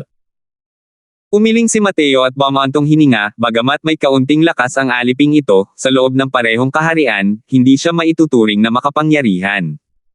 Sa pinakamataas, karaniwan lang din siyang tao. Kung hindi ka naniniwala, maaari kang magpatuloy sa mga planong iyon ng mas maaga at direktang sumugod upang paksain ang mga martial artist ng Fierce Gale World ng Southern Domain. Ang mga salita ni Mateo ay parang sunod-sunod na kulog na pumupuksa sa pag-asa ng lahat. Hindi naman nagpalabi si Mateo para lang takutin ang mga tao. Hindi gaanong kahanga-hanga ang lakas ni Froilan sa Fierce Gale World. Ang hindi pagkayanan ng Loveends Family Brothers ng kahit isang suntok sa harap ni Mateo ay hindi nangangahulugang maaari rin silang mapatay sa isang suntok sa harap ng iba pang mga martial artist ng Endless World. Noon, sa mistiko na kaharian, sina Chester at John Woo ng Heavenly Sky Sect ay parehong hindi magkapareha ng Loveends Brothers. At ang lakas ni Chester at John ay hindi talaga nakahihigit kahit kaunti kumpara sa Fulton na ito. Kaya naman, ang pagkatalo ni Fulton ay may katwiran din. Mateo, ang ibig mong sabihin ay, ang lakas ng mga martial artist ng Fierce Gale World sa kabuuan ay mas mataas ng isang antas kumpara sa ating Endless World. Seryosong tanong ni Alan. Tumanggaw si Mateo at sinabing, hindi mali ang sinabi ng lahat kanina. Kakaunti ang mga mapagkukunan sa Fierce Gale World. Kahit ang Wind Emperor ay hindi maglalakas loob na pumasok sa mga rehiyong may malalakas na hangin. Ngunit dahil din sa ganitong uri ng kapaligiran na nagresulta sa lakas ng mga martial artist ng Fierce Gale World. Nagsalita si Mateo ng may sigla at katiyakan, pinipili ang ilan sa mga impormasyon tungkol sa Fierce Gale World na sasabihin, kaya mas lalong nagdikit ang kanilang mga kilay. Alinsunod sa sinabi ni Mateo, ang pag-unawa ng mga martial artist ng Fierce Gale World sa konsepto ng hangin ay likas. Halos bawat martial artist ay may malalim na pag-unawa sa konsepto ng hangin. Kaya naman, ang bilis ng paggalaw ng mga martial artist ng Fierce Gale World ay mas mabilis kaysa sa Endless World. Bukod pa rito, sa pamamagitan ng pagpapahina ng malalakas na hangin, ang enerhiya ng asensya ng mga martial artist ay mas dalisay. Dagdag pa sa kalupitan, ang kolektibong lakas ng mga martial artist ng Fierce Gale World ay mas malakas kumpara sa Endless World. Sa ilalim ng ganitong mga pangyayari, kung pipiliin ng walang hanggang mundo na maglaban ng harapan, wala itong anumang pagkakataong magtagumpay. Nagpalitan ng tingin silang apat kay Alan, at nakita nilang lahat ang kaseryosohan sa mga mata ng kabilang panig. Nagkaroon sila ng simpleng pag-uusap ni Mateo kahapon at alam nilang mahusay ang Fierce Gale World power. Pero isa lamang itong simpleng ideya, malayong maging kasing lakas ng epekto ng laban nina Froilan at Fulton kanina. Dahil nga alam nilang kakilakilabot ang Fierce Gale World kaya naman sadyang hinayaan nilang apat na pukawin ng kaunti ni Mateo ang mga pinuno ng mga sektang ito para hindi nila maliitin ang kalaban. Sino ang mag-aakala na maging sila mismo ay nagulat din? Para maging piling tao ng isang sekta si Fulton, hindi maituturing na mahina ang kanyang lakas. Ngunit natalo pa rin siya kay Froilan. Naunawaan ni Froilan ng eksakto ang sitwasyon ng labanan, na nagparamdam sa lahat ng kilabot mula sa kaibuturan ng kanilang mga puso. Ang martial artist na ito ay ipinanganak para makipaglaban. Kung ganito lang sana ang mga tao sa Fierce Gale World. Ang mga bagay sa likuran, medyo hindi na nila ipinagpatuloy ang pag-iisip. Ang lakas ng mga martial artist ng Fierce Gale World, naniniwala akong lahat ay may direktang pagkakaintindi na. Hindi nilinlang ni Mateo ang lahat. Talagang pumasok siya ng malalim sa Fierce Gale World noon para iligtas ang kanyang mga kapwa-miyembro ng sect. Ngayon, kung pag-uusapan natin kung sino ang mas nakakaintindi sa Fierce Gale World sa buong Endless World, wala nang iba kundi siya. Bukod dito, alam kong marami sa inyo ang tumitingin sa Southern Domain bilang isang barbarong lupain at walang pakialam sa kalagayan doon. Pero, gusto kong sabihin sa inyo na minsang pinamunuan ni Mateo ang Tranquil Cloud Sect ng Southern Domain at tinalo ang Purple Mansion Sect ng 3 beses, na ikinamatay ng 3 sa Soul Sea Realms ng Purple Mansion Sect. Epektibong napapabagal nito ang kanilang pagsalakay. Dahil lamang dito kaya natin nagawang magpulong ang ating Northern Domain. Kung hindi, malamang na malilipol na ang ilan sa mga naruroon. Ang boses ni Alan ay nagbigay liwanag sa mga nadidilim, na tumatama sa puso ng lahat. Ngayon lang alam ng mga pinuno ng sekta na marami pa ring mga pagbabago at pagliko sa pagitan ng lahat ng ito, at alam din na kung anong klaseng tao si Mateo. Maaaring wala silang pakialam kung tungkol sa Southern Domain, ngunit dahil sa dakilang pangalan ng Tranquil Cloud Sect, marami na sa kanila ang nakarinig nito. Ang mapang-ipong pagpuksa ng Tranquil Cloud Sect sa Heavenly Evil Sect at ang pagpatay ng isang batang lalaki sa Sea Transformation Realm sa Soul Sea Realm na si Randy, ang balitang ito ay kumalat na parang apoy. Ang mga naruroon ay pawang mga iginagalang na tao ng Northern Domain na lubos na may kaalaman. Natural lamang na alam nila ang impormasyong ito. Hindi lang nila inakala na ang kabataan ng Tranquil Cloud Sect ay nasa harapan nila pala. Hindi nila kailanman naisip na marami nang nagawa si Mateo para sa Endless World nang hindi nila nalalaman. 3 beses na natalo ang Purple Mansion Sect. Paano ito nagawa ng batang ito? Tunay na isang mahiwagang pag-iral. Pero sumimangot si Ruben at sinabing, hindi ba't masyadong nakababahala ang usapang ito para magdulot ng sensasyon? Kahit na malakas ang lakas ng mga martial artist ng Fierce Gale World, mayroon din tayong mga kalamangan. Ang mga sektang ito ay hindi rin malambot na persiman na maaari nilang masahin ayon sa gusto nila. Sa totoo lang, medyo kulang sa kumpiyansa ang mga sinabi ni Ruben. Ngunit ang isang batang lalaki mula sa Sea Transformation Realm na nakapatong sa kanyang ulo ay nakapagpaisip pa rin sa kanya. Pero sa pagkakataong ito, malamig na sinabi ni Elvira, nakakabahala na magdulot ng sensasyon. Matandang Wu, naniniwala ka ba sa mga salitang ito na sinabi mo? Sa pagkakaalam ko, ang Fierce Gale World ay nagpadala na ng 5 Peak Divine Traversing Realm experts sa Southern Domain. Pagmamalabos man o hindi, bahala na ang lahat. Ano? 5 tuktok ng Divine Traversing Realms. Paano iyon naging posible? Agad na nagulot ng kaguluhan sa mga tao ang mga sinabi ni Elvira. Tiningnan ni Ruben si Elvira ng may hindi makapaniwalang mukha. 5 tugatog ng Divine Traversing Realms. Nakakatakot ang ganitong lakas. Kailangang malaman ng isa na ang Northern Domain ay mayroon lamang mga lumang ninuno ng 3 sects na siyang mga peak Divine Traversing Realms. 3 laban sa 5 ang kasalukuyang sitwasyon. Tinignan ni Alan si Ruben ng may pag-aalinlangan at malamig na sinabi, hindi posible. Sa tingin mo ba nitong mga nakaraang araw, tayong 3 ay nakaupo lang sa bahay at walang ginagawa? Isa pa, hindi hinarang ng Southern Domain ang impormasyon. Hindi naman mahirap imbestigahan ang balitang ito. Nakakalungkot lang na matagal nang nawawala si Old Hal at wala pang balita hanggang ngayon. Samantalang si Old Darfield ay isang recluse na walang permanenteng tirahan at malilihim din tungkol sa kanyang kinaroroonan. Kung naroon silang dalawa, mas mataas ang ating tsansa na magtagumpay. Salamat po at sinamahan ninyo ako. Ingat lagi mga master.